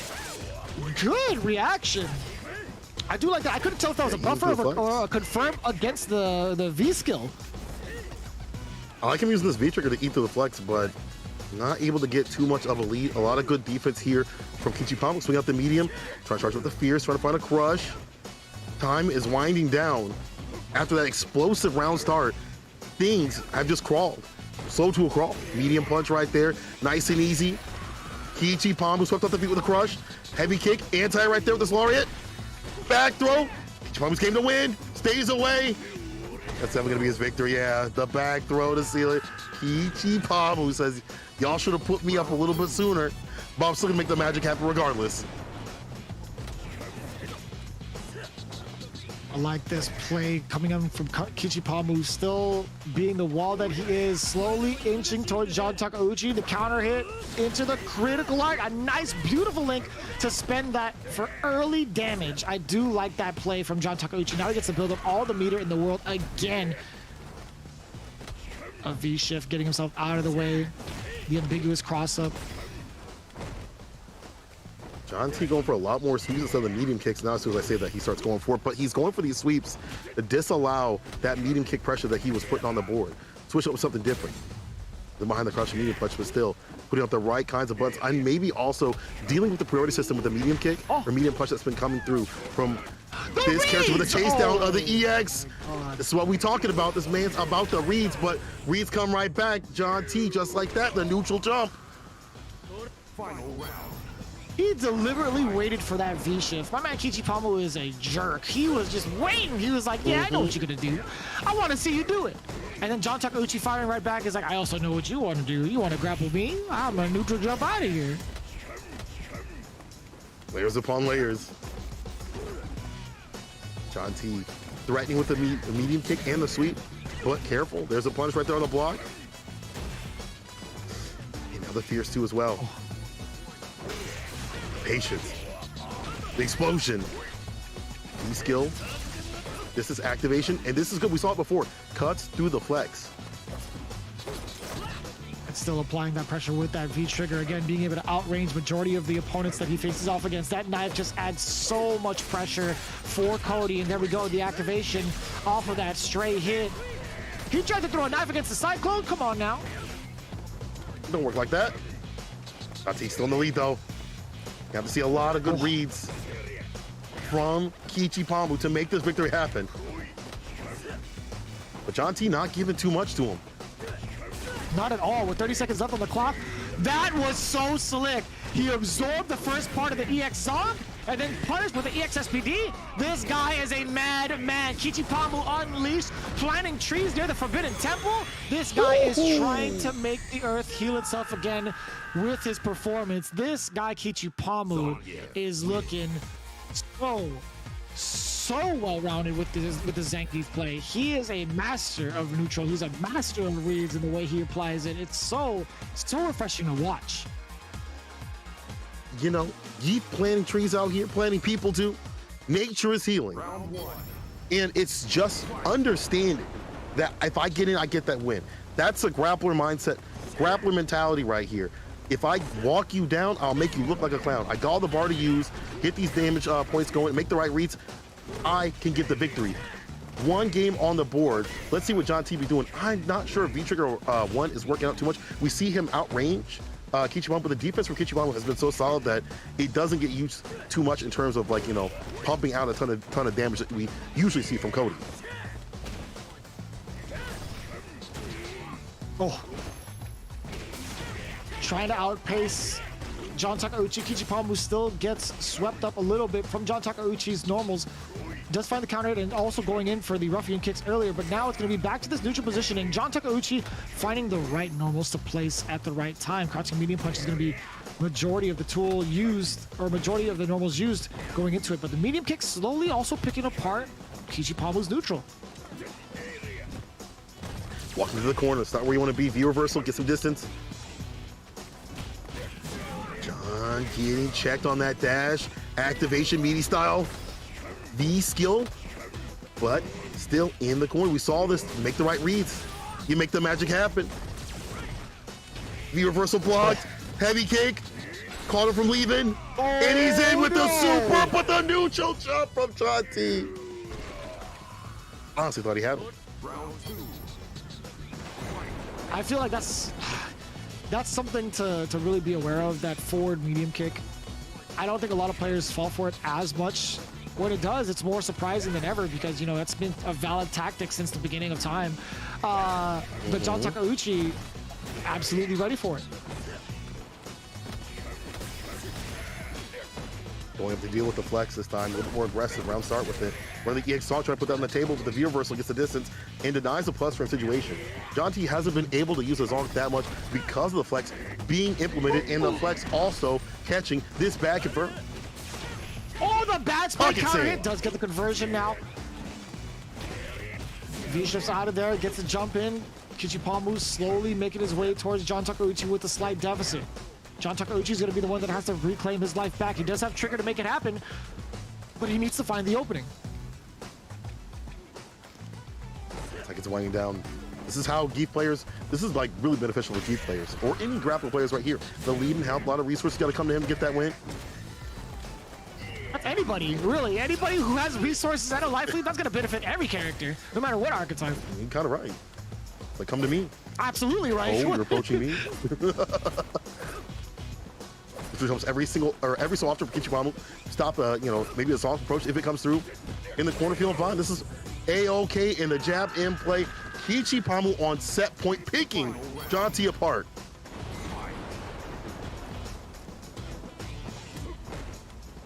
So we see that neutral game being played out. Kichipamu being as patient as ever, slowly moving John Takeuchi towards the corner. And it's so intimidating because he's doing so with something like flexes, the mediums, or standing medium punch, crouching jabs as well to kind of get the counter poke game going. Although it is light damage, it still adds a lot of that pressure because it pushes John closer to that corner, exactly where he doesn't want to be. Because if he doesn't have the room to escape the SPDs, he's going to be way more susceptible to the mixes that Kichipamu can present. Let's walk down, take it firm, into the super.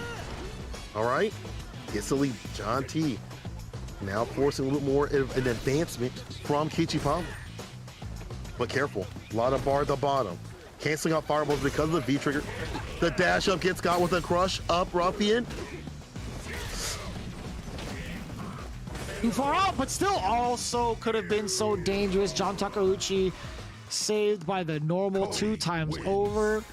All tied up, 1 apiece. It could have been a dangerous situation for John Takeuchi as Kichipamu had maybe a couple of openings. He was a little overzealous with the dash in, a little bit too extra with that second V trigger activation. So he activated the first time, didn't get anything of it, tried to catch a normal the second time around, but John Takeuchi was actually airborne. So Kichipamu trying to reassess and maybe slow it down in terms of where he's at with his life as also with his resources, right? Despite him having the resources, it doesn't mean he should fully go on in and commit, right? John Takeuchi is still going to be playing slightly defensive, and now it's down to the neutral again. Counter pokes are going to be flying everywhere. The first one netted by Kichipamu, but still trying to get sneaky with the running bear grab, and still John Takeuchi getting scooped up because of his fatal error, not getting the proper punish.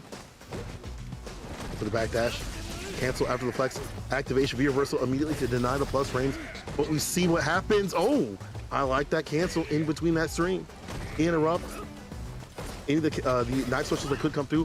What we see in this, you know, just being used to output of the character doesn't do too much in terms of damage because we haven't seen too many confirms from John T come through.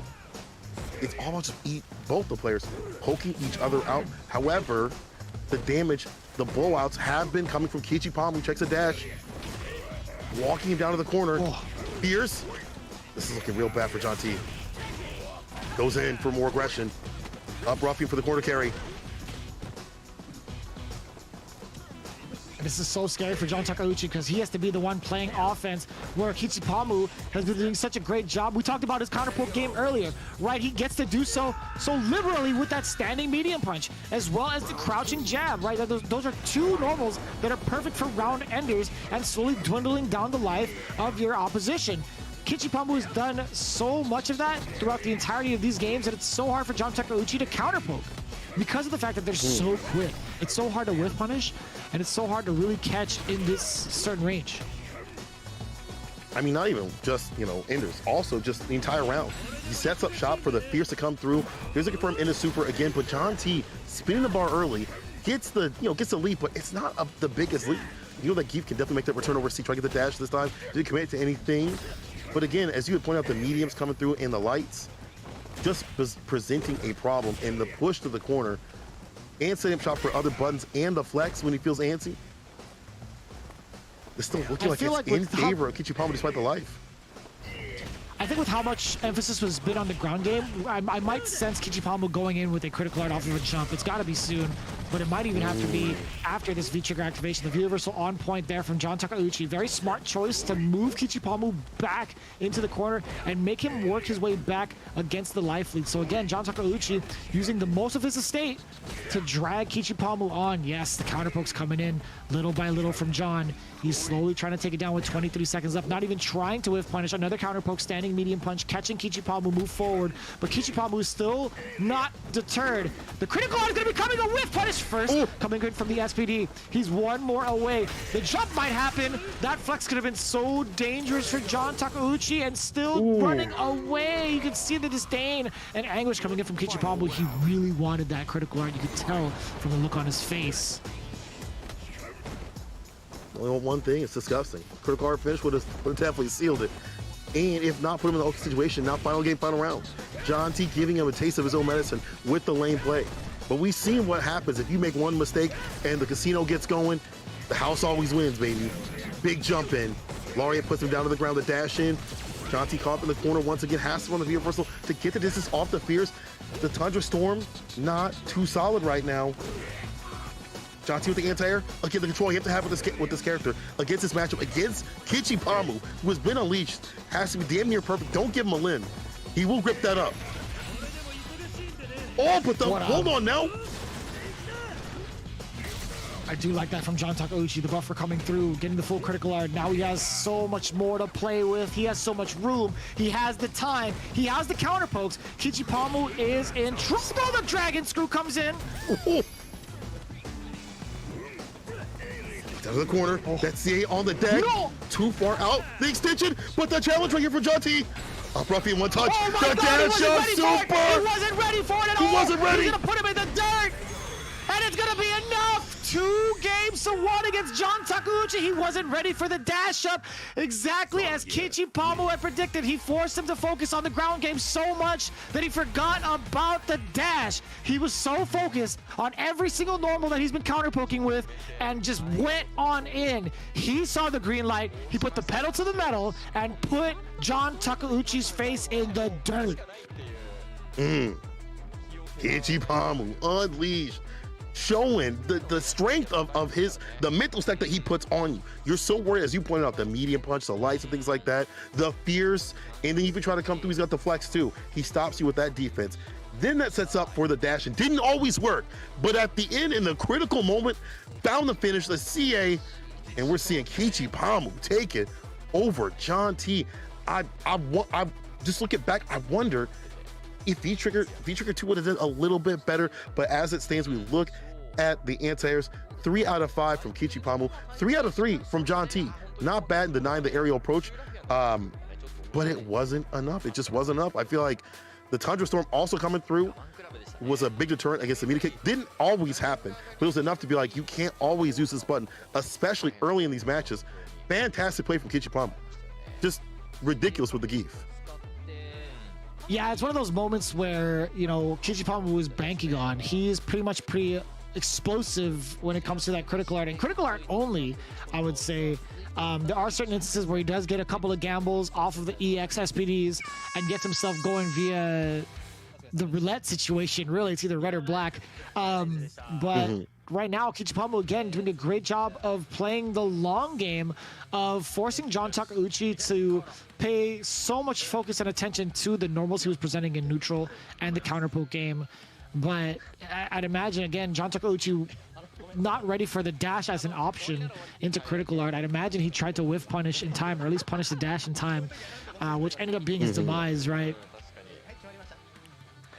Man, everybody happy for Kichipamo's win, and that's a really good sign. Okay. A player that we haven't seen too much up on the deck is, you know, still strong and ready, prepared for the finale. Everyone joking around telling Kawano to play the next match, but again, he is on the bench. He's in the spectator stands. He'll be able to sling out a little bit of advice in the back, but Gachikun confused of what he should be saying. Not sure what that's in reference to, but again, look at Kichipamo's face. Well, it's going to be Bugera Boxer, the deck.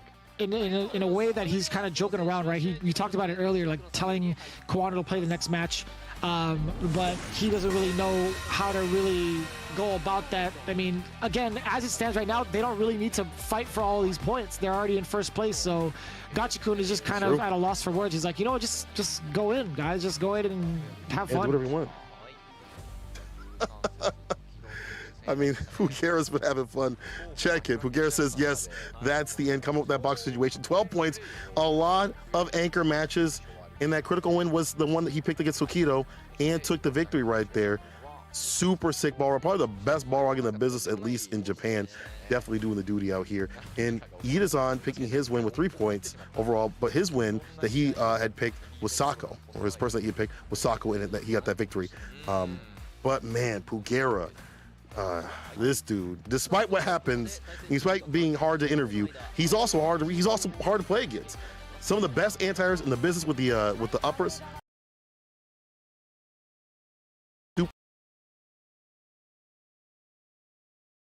Both the V skills.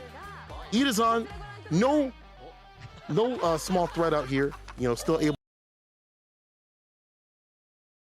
That's why we call him Ida Gale. You know, my man's be switching back and forth. And we'll also be switching over to the away. But they're Street Fighter League Japan in characters, in Japanese characters. Very curious to see what Tachikawa has to say. Maybe the one that has.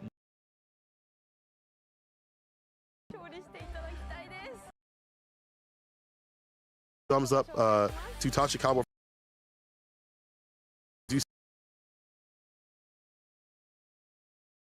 But I'm curious to see Tachikawa up in the anchor position right there.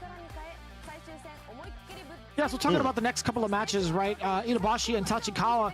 With Itabashi picking Abigail, I'd imagine there's going to be something like maybe... I don't know how aggressive he's going to be, especially in a matchup against Balrog. But I'd imagine he's going to be as loose as ever. He's going to be as aggressive as ever, considering it's the final matches for the team. But when it comes to the team interview, right? When it comes to the away team interview, there's going to be a lot that could be said in summation of their experience over in the league, right? Despite Tachikawa being the anchor, he has not been able to get himself the W just yet, right? So as it stands right now, I think the 4 words that they picked, it was a group one saying Tachikawa for the win, and that's going to be their message overall to summate the summation of their experience is to get that support towards Tachikawa at the very end. So which is awesome to see. Although they may not be in the playoffs, they still have their spirits high. They're still getting into their matches and playing with the best effort that they can, being in the league. And that's the kind of humility and that's the kind of attitude you should have going into something like this, because overall, when you look at the grand scheme of things, they're playing Street Fighter professionally, ladies and gentlemen. No matter how you spin it, that in and of itself is a pretty damn cool experience. That is a pretty damn good deal and a blessing overall for us to even be in this space. So again, having this kind of spirit and attitude going into the matches and supporting themselves and their teammates is something that's even extra. So we do appreciate that kind of attitude overall, and them and each and every one of these players, really, no matter where they're at in the standings, giving their utmost effort when it comes to these matches. Even if Detonation is out, you know they're going to be playing at their highest potential and playing at their maximum, because, as you said, this is a blessing to be able to play out here, especially with the best in Japan. Like, I feel like we have the majority of the best in Japan in Street Fighter League, and one of the best is Itabashi, Zangief / Abigail coming through against Pugera, who also has been putting in a lot of work this year. I mean, this dude, Intel World Open, Evo, and things like that, has been putting Boxer on the map and putting him higher and higher up on the tier list, not even just in Japan, but even over here in the US. Round 1. Fight. Here we go. The final, the next match for the final games. Couple of games here. Ita Gale going up against Pugera. Abigail versus Balrog. As it stands right now, Abigail has been pretty aggressive in the hands of Itabashi. And already locking up Pugera in the corner. This is actually pretty impressive. Look at the amount of jabs. Where was this earlier? I feel like this is a matchup that he's extremely comfortable with. But in their last exchange, or the last couple of matches from Itabashi, I haven't really seen him play like this. Nothing to lose, everything to gain in terms of experience, and to showcase what he's made, at least in terms of experience throughout the league, at least. As I'm locked in the corner, Pugera can't find a way out just yet. EX comes through finally, gets the push, goes right for the Dipsy Roll, V skill stock up. That's gonna allow the extension. It does it again after that knockdown situation. That's what makes the character so powerful, that V skill too. Applying the plus frames, even on block and on hit, get the extensions and a lot more damage. Pugera with the up, that's what I'm talking about. The anti-airs from this dude at the ready, and the air-to-air right there as well. Looking for this V skill 2 activation. How is it going to come out? Yes, sir. Applying some plus frames, but still running into the medium punch. Itazan was absolutely ready for Itabashi. Excuse me. He is playing that Abigail, so we got to fix our face. The tap does not find the mark, but the trigger does get activated. Here comes Pugera. No, he's still stuck in this corner. Do not even try to move. The conversion from the counter hit. Itagale popping off just a little bit towards his teammates. I'd imagine he said, I knew he was going to start moving. I can't believe he actually tried it. The great thing about Abigail is no matter how many times that he gets nerfed or they, negate certain things or lower down his damage or whatever, is the fact that he can dump on a ton of damage. The threat of that makes him so powerful. And that back fist with a back heavy punch right there is ridiculous. Rears back the hurt box, almost like a little bit of a bait. And that's about to be the end in terms of stun situation. Itazan building up some ball like build up there. Jump fierce, we got EX. Yeah, 4 fierce. One more touch, caught up in the corner against his character. So many things to worry about. Runs the command grab. You're dead. Far. What?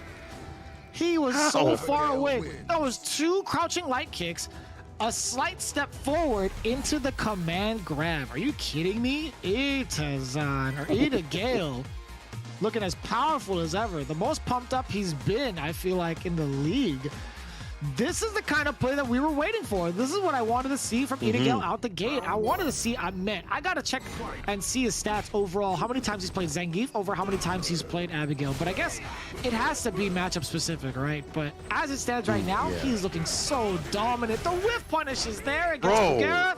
This is all Itagale right now. Yes, sir. Flip out though this time. Pugera not taking that for free. We saw last time he was locked down by that sequence. Interrupts the dash, puts the X on immediate with the V skill. Up by this plus frame situation and the upper. No follow-up, didn't have the EX bar. The parry, what a call out. Use that defense on the deck. Yeah, back fist, gets the knockdown, the Oki situation that you really get mid-screen without bar. Gets the knockdown again. Too far out for the -4 situation.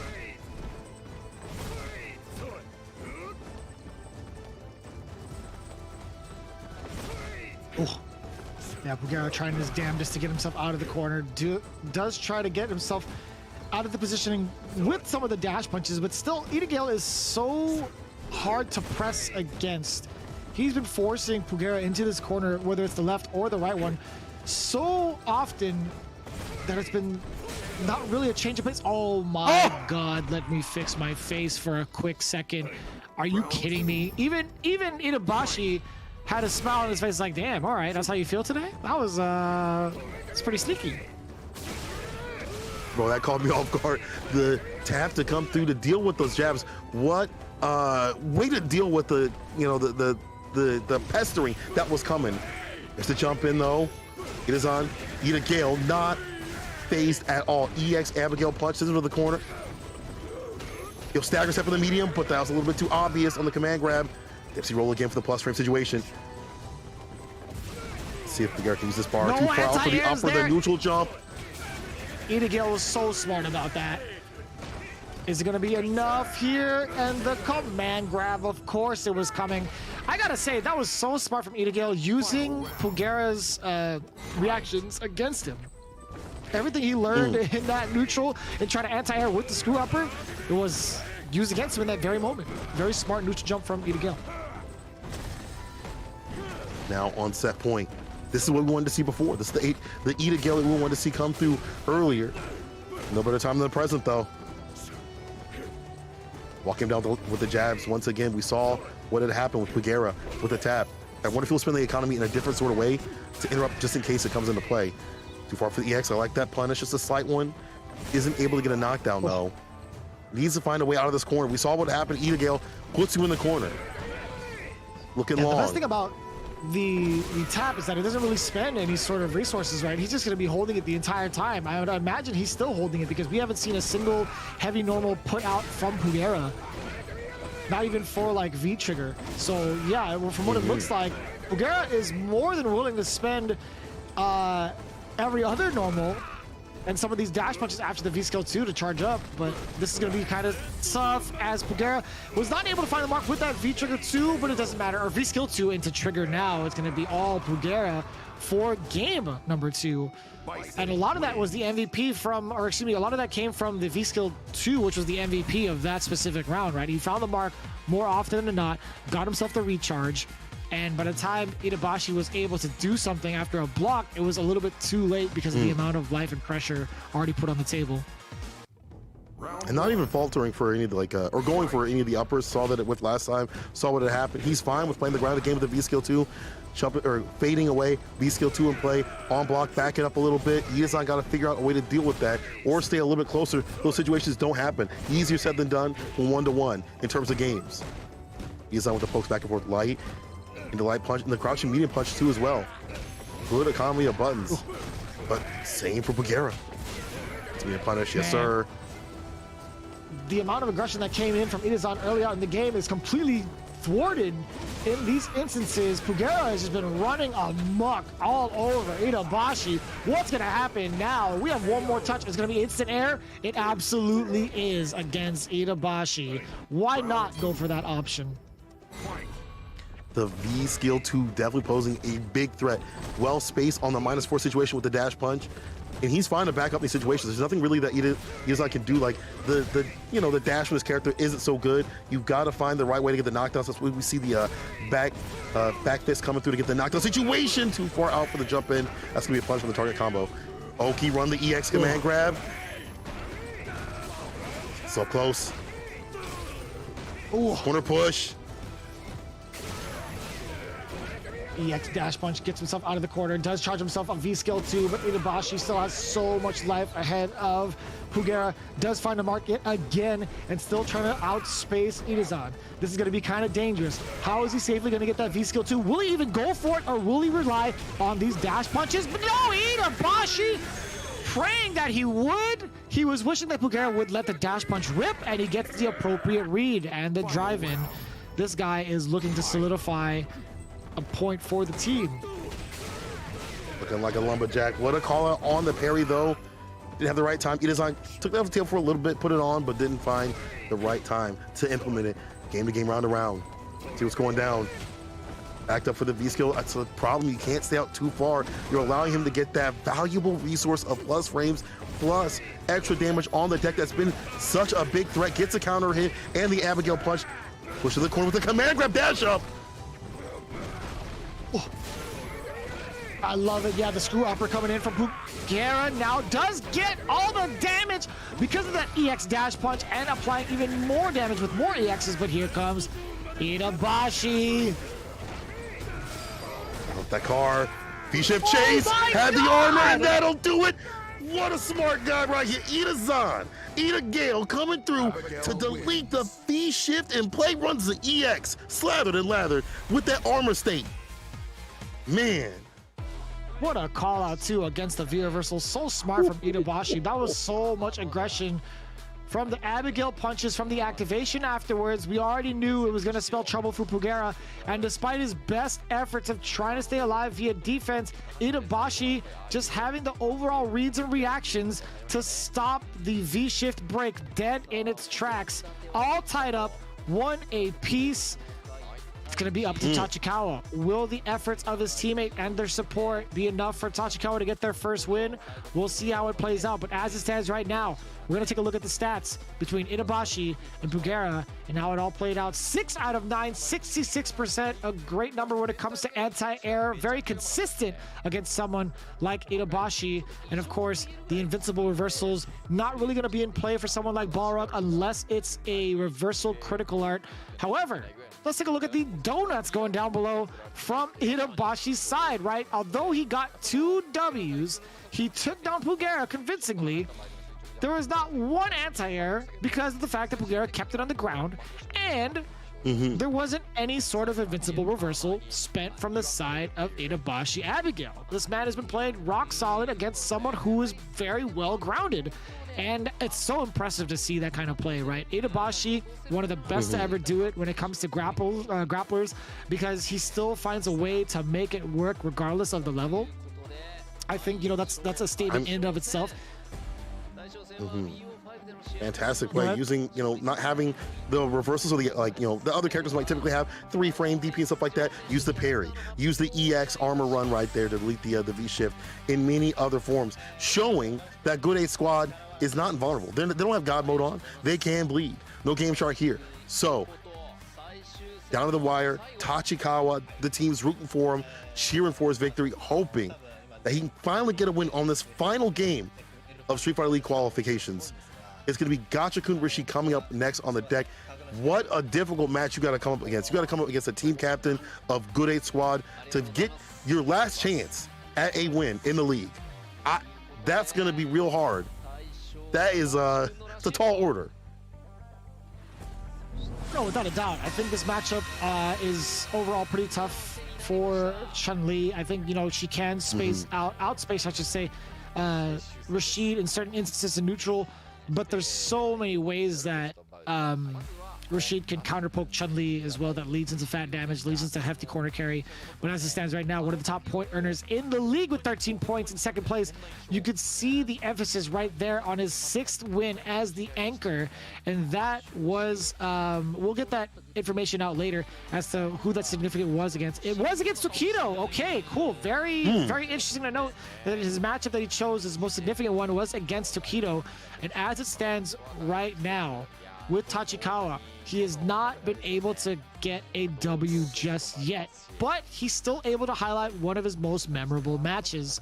And right now, we are getting ready for that matchup. It's going to be Rashid versus Chun-Li. For Tachikawa, it was his match against Otani that stood out the most. I think that was the matchup where he still was using Ryu. I don't think there was a switch up yet, but I'll take a look at that another time.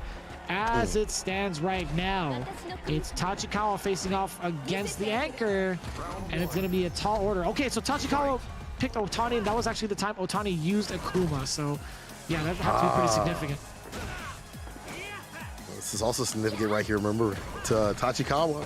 Last chance for victory. Gachikun did say he knows that everyone's cheering on Tachikawa, but he says, I apologize in not making your wish come true. What a villain. He's like, I ain't gonna let up. Final match of the day. Gachikun trying to walk him down. Just get in before the Fierce comes through, but here's the crush in the EX legs. It's a knockdown situation. Tech, yeah, denies that activation, backs up, runs the Fierce, fist to face. Ooh. Forward throw now. We're talking about this kind of momentum. Rashid being able to move characters from one corner of the stage to another and never let go afterwards. It's going to be kind of tough. Oh, no, he's too far to get the rest of that. That was a minus situation. And of course, the spinning mixer afterwards. Tachikawa thought he can get himself a V-skill safely, but no, the block after from Gachikun was enough to spell demise for Tachikawa. Taking the skies, Tachikawa with the air-to-air right there. Standing light kick doesn't do the duty as it used to. And speaking of jump-in, Tachikawa lands one off the heavy. And the throw. Oh, here we go, spinning bird legs. Oh, caught him walking back just like that. Yo, Tachikawa getting into Gachikun with a perfect KO. Very significant one at that. Tachikawa being able to do something like this to Gachikun has to be a great momentum booster, but as it stands right now with current records from Gachikun, he's always done this pretty early on, right? Especially in the anchor position. He's one of those players that does so well in taking all of the data taken against him and utilizing it against his opponents, right? Despite what you see on the screen, although it's a perfect, best believe Gachikun is already formulating a plan for your demise, and so far, it's been tit for tat when it comes to swinging for the fences. Crouching heavy punch, landing the mark against Tachikawa. Forward medium punch to push Tachikawa even further into the corner. And look at the counter punch from both ends. So active.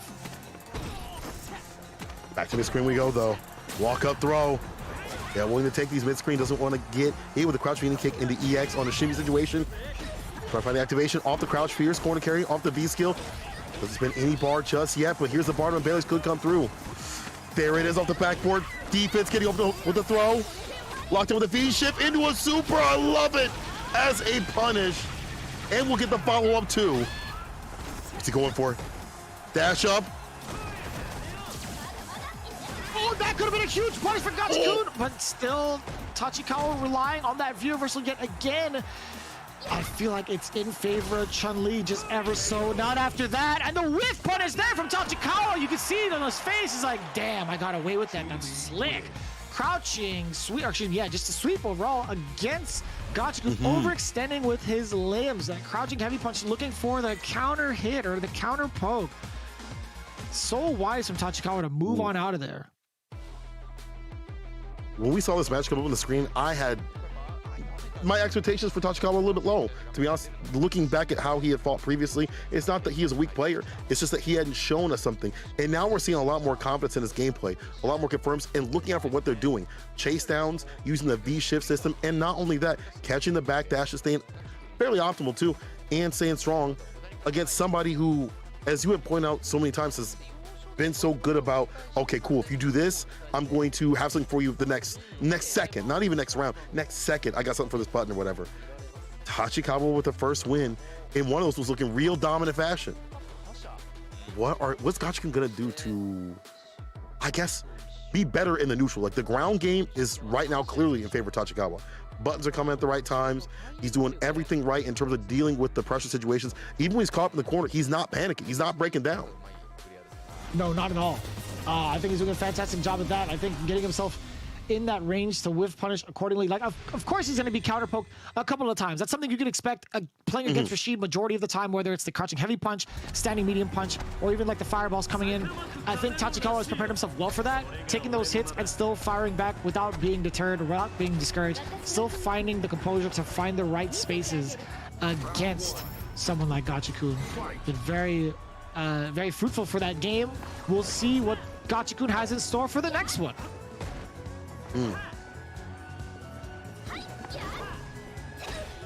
Inside that crouch media kick range, yeah, trying to get that. Tachikawa blocking things out, has sold that back throw though. Nice and easy. Look at that neutral, ruled by the fierce. Ruled by the fierce indeed, right? Actually, fierce from both edges, actually, from both ends, I should say. Standing heavy punch as well as roundhouse going to be the tool of choice for Tachikawa, but speaking of fierces, look at the counter poke there from Gachikun. Does get the crush counter out of the corner, sniffing it out, trying to find the gap, but still Gachikun. Here's the activation off of the roundhouse. The crush counter again! The stun is there. Build that meter and the back throw, or excuse me, forward throw coming in. Gachikun already making the right adjustments. Yeah, timing a little bit better.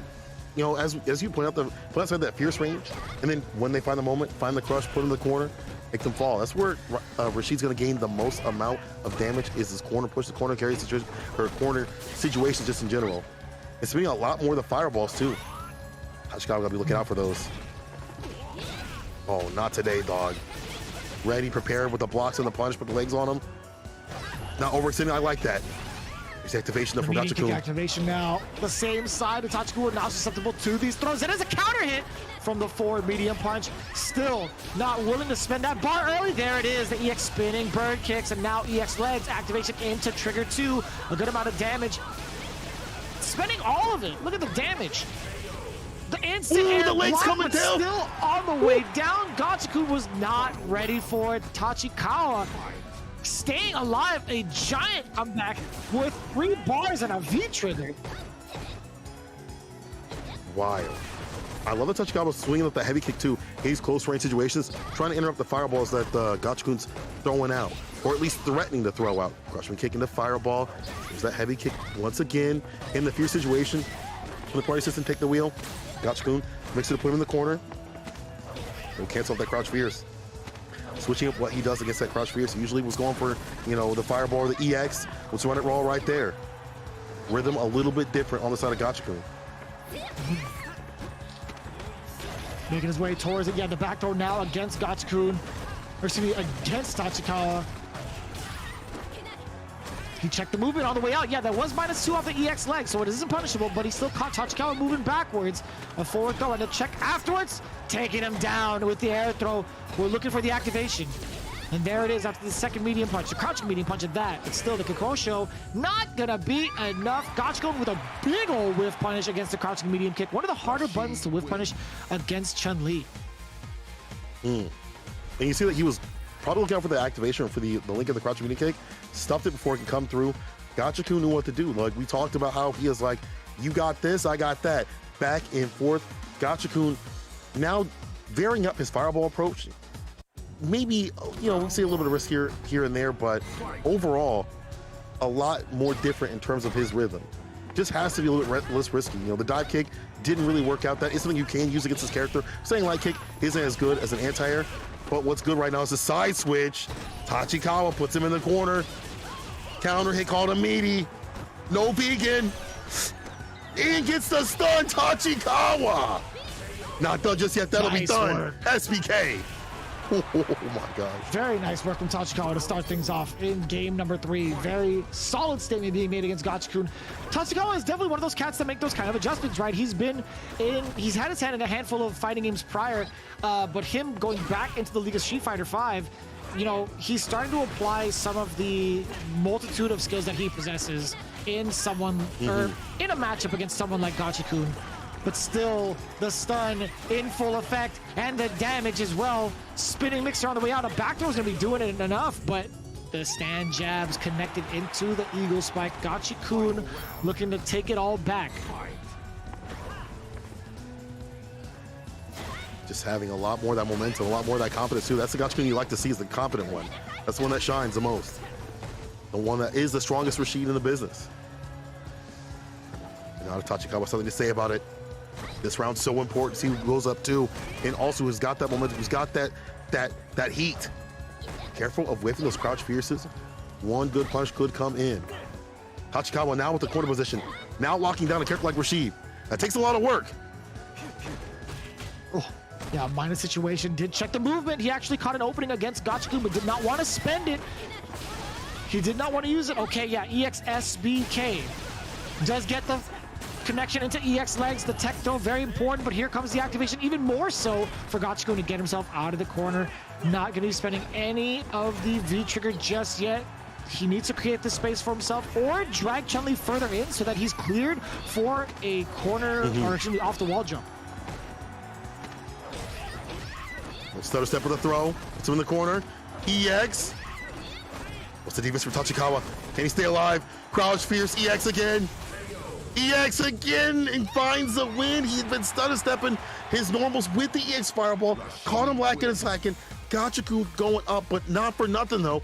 Every time I feel like Tachikawa wakes up just a little bit more in these rounds, you see Gachikun having to play, maybe not damn near perfectly, but just on point at all times. One good moment lets Tachikawa just get that momentum and see roll in. So you see Gachikun just having to stay solid, you know, despite the fact that Gachikun got that win. Tachikawa is not out of this just yet. Gachikun on game point, but this could go either way still. Already starting off pretty aggressive. Gachikun does get the momentum on his side. He does get the forward throw and putting now Tachikawa in this corner. The jump out, so smart from Tachikawa, finding the right momentum or finding the right areas to jump out, but still back into this corner already after a couple of scrambles. No confirm off the low forward, and now it gives Gachikun an opportunity to get himself started. EX legs for the bust out, trigger 2 as well. Spending majority. He's not going to spend the second part of it. Gonna wait for a little bit, deliberate what he wants to do, or find a few more conversions. Would love to have one off the fierce or crouch immediate kick. Dash up throw, have that threat of the normals behind. The dash up is fine. Now a little more V-trigger, but runs the EX legs, caught him with that standing medium kick off the backboard. I can do the bottom of Bailey's too, baby. Pick him up, put him down where he can't be found. One touch. Let's get the activation off of the trigger, and he, ooh-wee, that's what I was talking about. Tachikawa utilizing the movement from Chun-Li, the backdash, getting himself out of harm's way from the projectile, getting the full punish against the V-Skill 1 that Gachikun tried to use. And again, we're gonna see if Tachikawa can stay alive. Gachikun can be very aggressive in this very moment because of the fact that he has full critical art on deck. He could use something like an EX whirlwind shot, maybe, to further closing the gap. But as it stands right now, it's just been all normals. There it is, the first sign of the shot. Bars. Oh. Back in the corner you go. Not too good for Tachikawa. Takes back his turn after the forward medium. Knows the frame date. I'm just have to block on the overhead, but now Gachikun still trying to make it so that Tachikawa gets stuck into this corner, and he's going to start. So right now, important tech for Tachikawa, but still the trigger is going to be such a threat against Tachikawa. But speaking of, trigger is slowly building up for him. Closer and closer. Falls to the V-trigger fireball. Last of it spent. But so is Tachikawa's health bar. He's got to find this victory somehow, some way.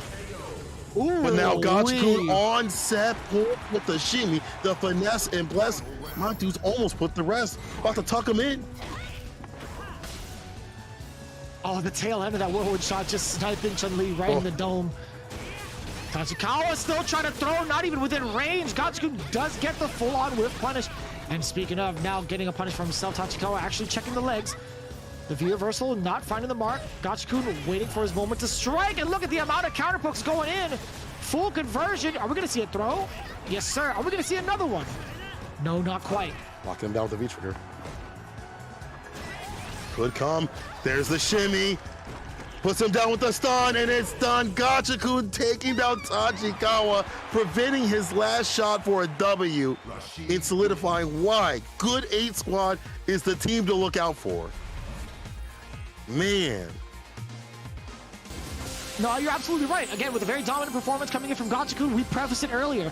Tachikawa did get the first W against the team captain in the anchor match. However, there's just something about Gachikun and the way that he plays his active defense, right? He's willing to assess the situation and take his time, even go into the lobby to readjust accordingly against his opponents. And you could see it after that first loss, made a full 3-game sweep. He is the leader for a reason. He has been a Capcom Cup champion for that same reason. And I'll tell you what, they're looking to be the champions for Street Fighter League, being the #1 seed going into the grand finals of the playoffs happening January 29th at the LAN event, or the in-house event, and then February 5th for the free event for those of you that may not be able to catch it live. But again, we've been talking about this all day, or all league, I should say. Good 8 Squad has been the best squad overall with their performance. And as you can see here, although you see a fourth of the time anti-airs coming through, it's still enough to get the W, right? No invincible reversals from the side of Gachikun, keeping it safe. Tachikawa, on the other hand, 3 out of 8 when it came to the anti-airs. Of course, Rashid being one of those characters very difficult to track down because of him changing his trajectory or even jumping off the wall. But I will say that EX SPKs have been pretty on point. Yeah, they were on point. Tachikawa, not for nothing, did play fantastically. Played probably the best we've seen all season. In fact, there were a lot of great moments. I liked him using the V shift to find punishes, but I would have liked to see more of that V shift. I would have liked to see more of that sort of defense into offense style. And a few drop confirms here and there, just wasn't able to get that victory. So now we're going to talk about what's going on in terms of the home team. But man, what their thoughts are.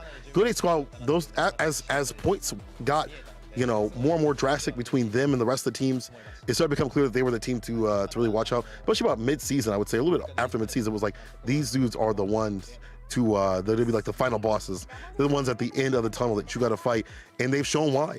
Really good diversity of characters. The players are very strong. They're very good at picking apart all of the people they face. Gachikun says that he can feel Tachikawa is very well prepared, and he feels happy for him. He feels happy for his opponent. We saw it in some of these situations. Again, the V-shift punish into the super, I like that against some of the strings, but Gachikun took that off the table and made it less available. But unfortunately, Gachikun said he had to claim that win, dog. Sorry, only one can leave the arena. 2 enter, but only one can leave.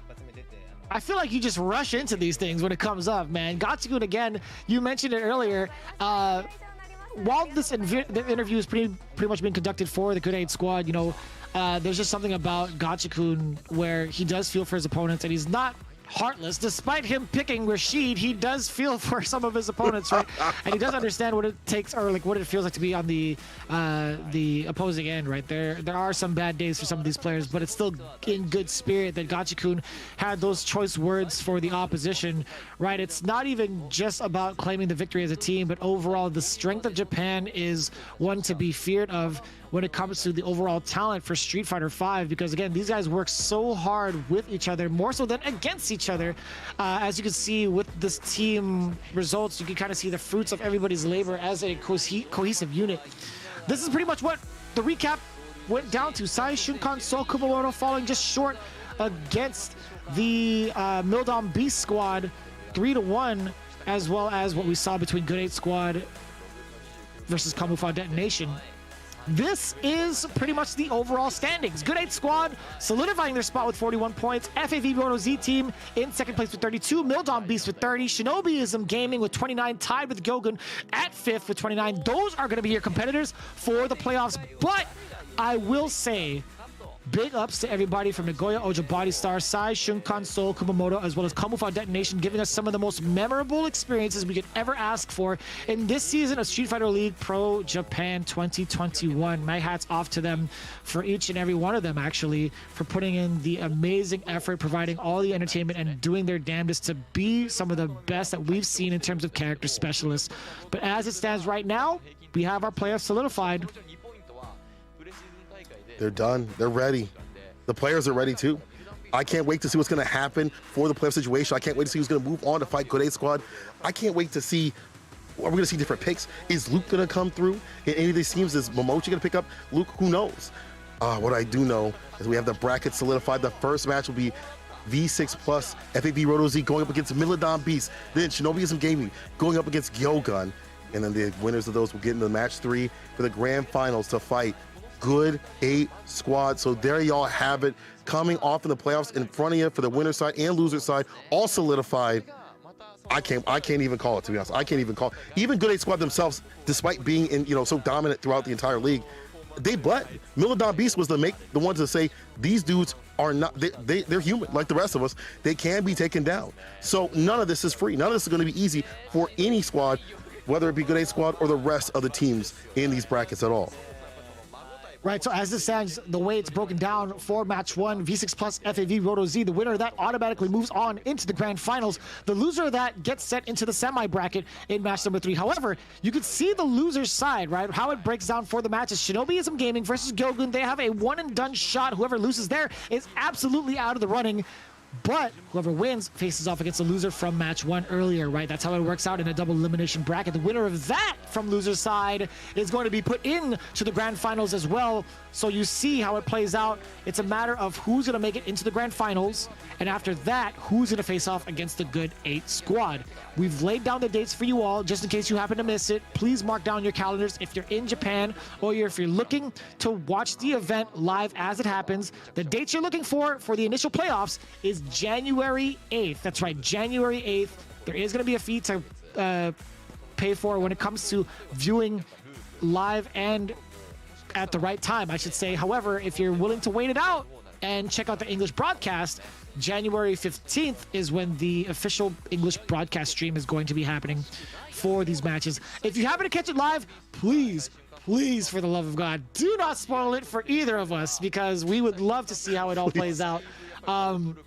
But yeah, and again, for the grand finals that you see on the right side, where Good 8 squad is sitting nice and pretty for the winner's side, that is happening January 29th, and it's going to be an in-house event, fully live for those in Japan. That's right, only in Japan is where you can check it out live. However, if you want to catch the free event, you want to catch the English broadcast, February 5th is where you need to mark your calendars. Ladies and gentlemen, it's been an absolute pleasure going through each and every one of these matches. We had a handful of talent going in with their main characters. We've seen all the strategies being devised and executed. Some fell short, some sought amazing victory. We've even seen a handful of commentators come through. We had F-Word, we have my man St. Cola, obviously. We also had Sien taking it down each and every month. But Again, all of this wouldn't be possible without the support of Capcom, as well as our many sponsors and the viewers at home. But as we get into it, we have our playoff interview going into it. As we checked out the bracket and some of the teams, we also have our interviews with those players that are going into it with their thoughts prior to going into the playoffs and what they're going to be doing during their break, actually. Again, you have, a couple of weeks. They are going to be taking the holiday season off. They have time to prepare themselves, which is just so dangerous, right? They know exactly who they're going to play off against. And the event itself is going to take about, 6 hours overall. It's going to be like a mini top 8, I feel like. A little bit further than that, right? Yeah, that sounds like a little bit longer than a top 8. Speaking of the grand finals, the tickets have almost all been sold out for the physical event, and it just started sales earlier today. It just opened up. I can't go? They're like, oh my god! We can't take a flight over. What? Well, I guess we'll have to watch it at home. Outside of the COVID situation, if we were able to get past the borders, the fact that we can't watch anymore. That's actually pretty busted. The stuff, That's wild. the entire event, right, from today, as soon as the sale started, it's already sold out. That's actually super impressive. That is super impressive. We got to find a way to sneak ourselves in, Saint. That's got to be our mission. We got to do it safely and securely. We got to get tested first. We got to make sure we sneak in. Of course. Not get caught. Got our vax cards. Yeah, I'm definitely vaxxed. Listen, So I'm either about way, I'm very, man. I gotta say kudos to those that have been tuning in, whether it's English broadcasts coming in from Japan or just those in the Japanese territory tuning into even an English stream just to get the translations going. If you had bought tickets already, yo, hook it up with the merchandise, man. Let me know who I got to contact for all that. But no, really good. Big ups to you guys for supporting for a great cause. Honestly, it's going to be, an in-house event with all these players. It's something that we've been wanting for a long time. St. Cola being blessed to do an offline event not too long ago, and being able to emphasize the amount of passion and energy that goes in with some of these offline events. You guys have to experience it for yourselves, going back into normalcy little by little, right? But yeah, we are getting the player interviews ready. We see who is actually in the lineup right now. We saw Mago, Fujimura, we saw Daigo. I do believe we saw Gachikun possibly. I'm going to take a look.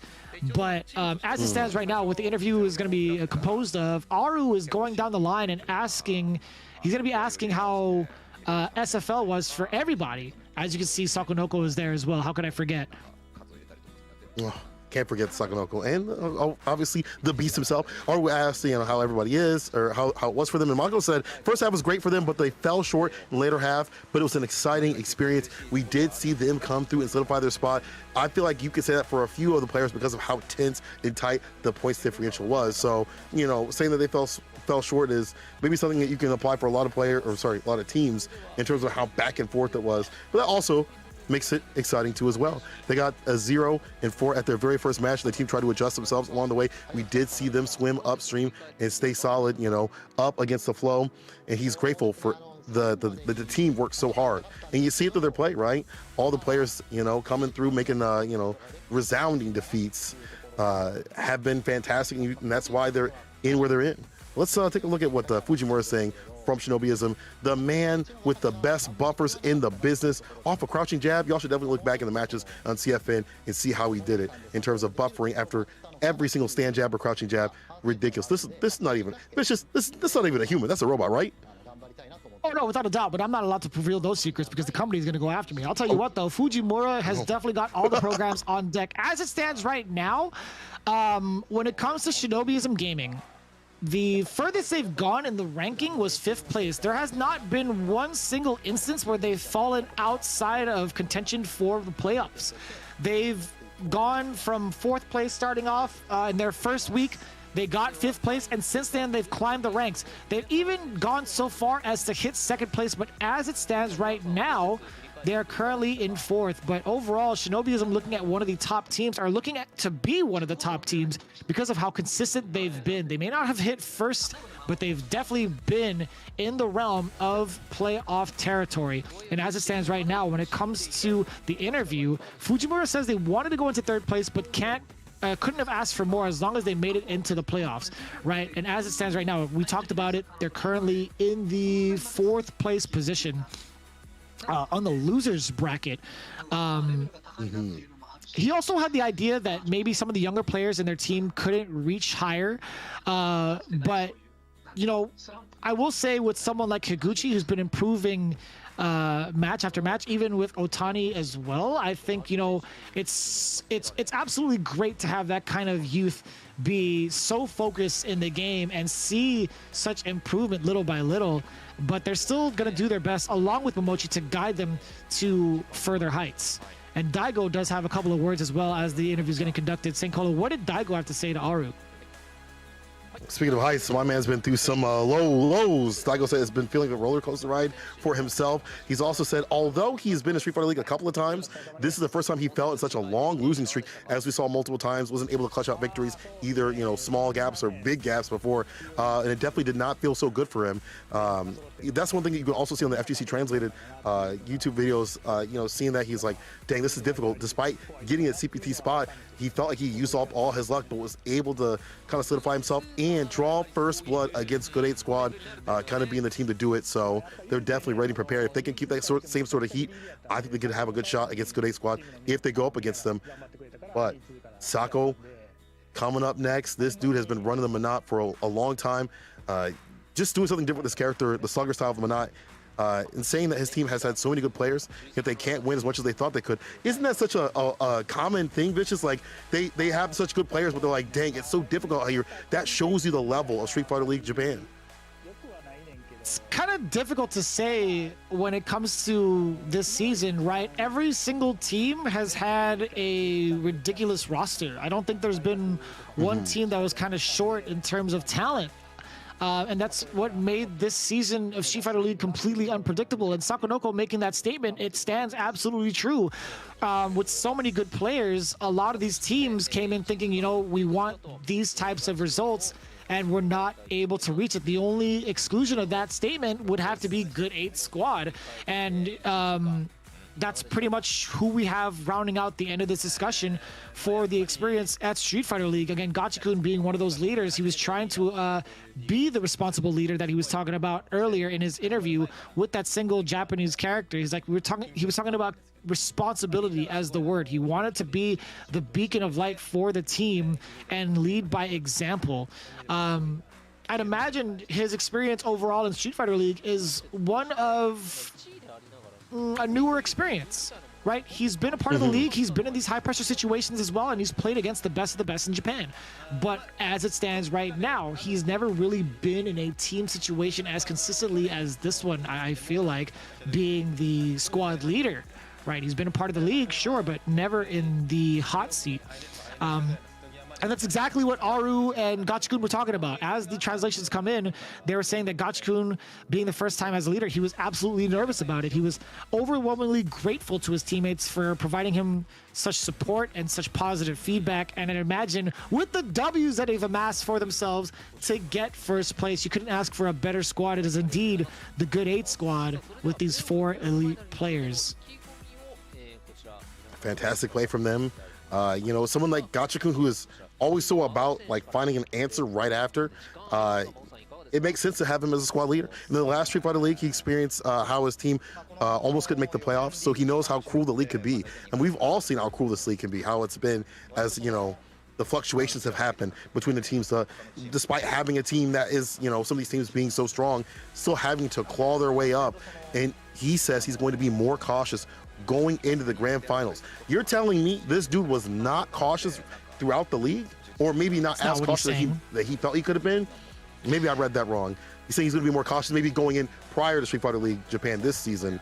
Yeah. Next question is going to be. The perception is like, you know, he did the most that he could, right? I mean, there's so many variables and so many kind of ways you could place a team and team order and characters you could expect, right? He has to go into that pretty much every single day. I mean, especially when it comes to doubleheader days, he has to grind it out for one day, do all the research, and then the next day kind of flip the switch and go into another team and try to figure out what to do there.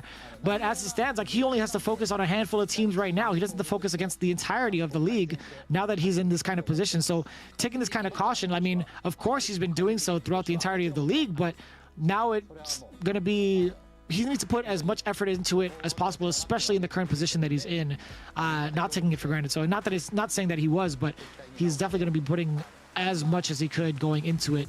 But yeah, as you were saying with St. Cola, the next question, what do they have to say towards their upcoming challenges? And with Mago, we had his statement earlier. He said the 2 months has taught them a lot on how important character matchups are. They will have to prepare better for that to make it work in their favor. Fujimura, however, saying to kind of match up against Mago, he started off by saying they have a lot of homework on how to improve their performance, but the team wants to sort it out before their first match, specifically against Gyogun. And then Mago, hearing the name of his team being brought up in that conversation, of course he had some sort of action to rebuttal against Fujimura's statement as being the goofball that he is sometimes. But that leaves us with Daigo up next in his statement when it comes to what they have to do or say towards their upcoming challenges. Yeah, Daigo saying third is the best they could ask for, having 2 chances to make it into the grand finals. And that's true. All the chances you can get out here in the finals, we have such strong teams. And I'm so curious to see, what they're going to do for their team in terms of, having Morito and stuff. He says that everyone in his team is highly motivated, is excited to see how everyone can perform. Excited to see how they match up against the best when things go down. So I can't wait to see if Morito comes through with the Luke pick. He's been kind of devising that a little bit on the side on the stream. So I can't wait to see if there's going to be like a surprise pick from Morito, or we're going to stick with a Dan. Either way, he's excited to see his team at the highest level now they've reached the qualifications. We're going to have Sako's words real soon here. There's also teammates who got to deal with the regular work hours, and the teams will try to match to their best, help each other out. Time management is a very important thing for pro gamers. They got 9 to 5s too, or other things that they work on too. So that grind don't ever stop, whether it be on the sticks or off the sticks. You know about that one, don't you? You know about that one. Yeah, no, definitely. I mean, everybody has their 9 to 5s to take care of. Everybody has other priorities, but at the same time, these guys are some of the best in the world when it comes to Street Fighter V for that very reason. Their time management has been so immaculate. I feel like you can't even tell that these guys even have a different job sometimes. You can't even tell sometimes right? that these guys are able to balance that work life.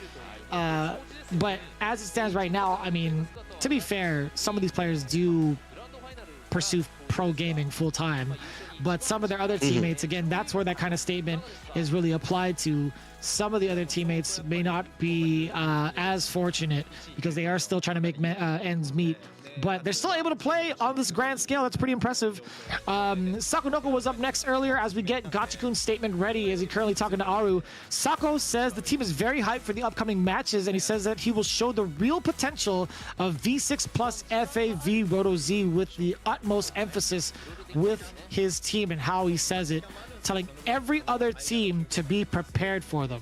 And that is such a bold statement because you have some of the best teams here, right? Sakonoko, Ryusei, Tokido, and Bonchan being one of the biggest targets as well. Although they weren't in the first seed, they are still in a very prime position to take it to the grand finals. And Sakonoko very much so confident in his statement, looking for the challenge of every other team. And imagine Gachikun had to say something about that, right? He says he understands the advantage being in the first place position, and that there's still a lot of time to prepare, and they'll make good use of that time, as he should. And so everybody with their statements involved with Street Fighter League, these guys know exactly what's on the table. They know exactly what's on the line and what needs to be done to get themselves ready for the playoffs. This is how it plays out, right?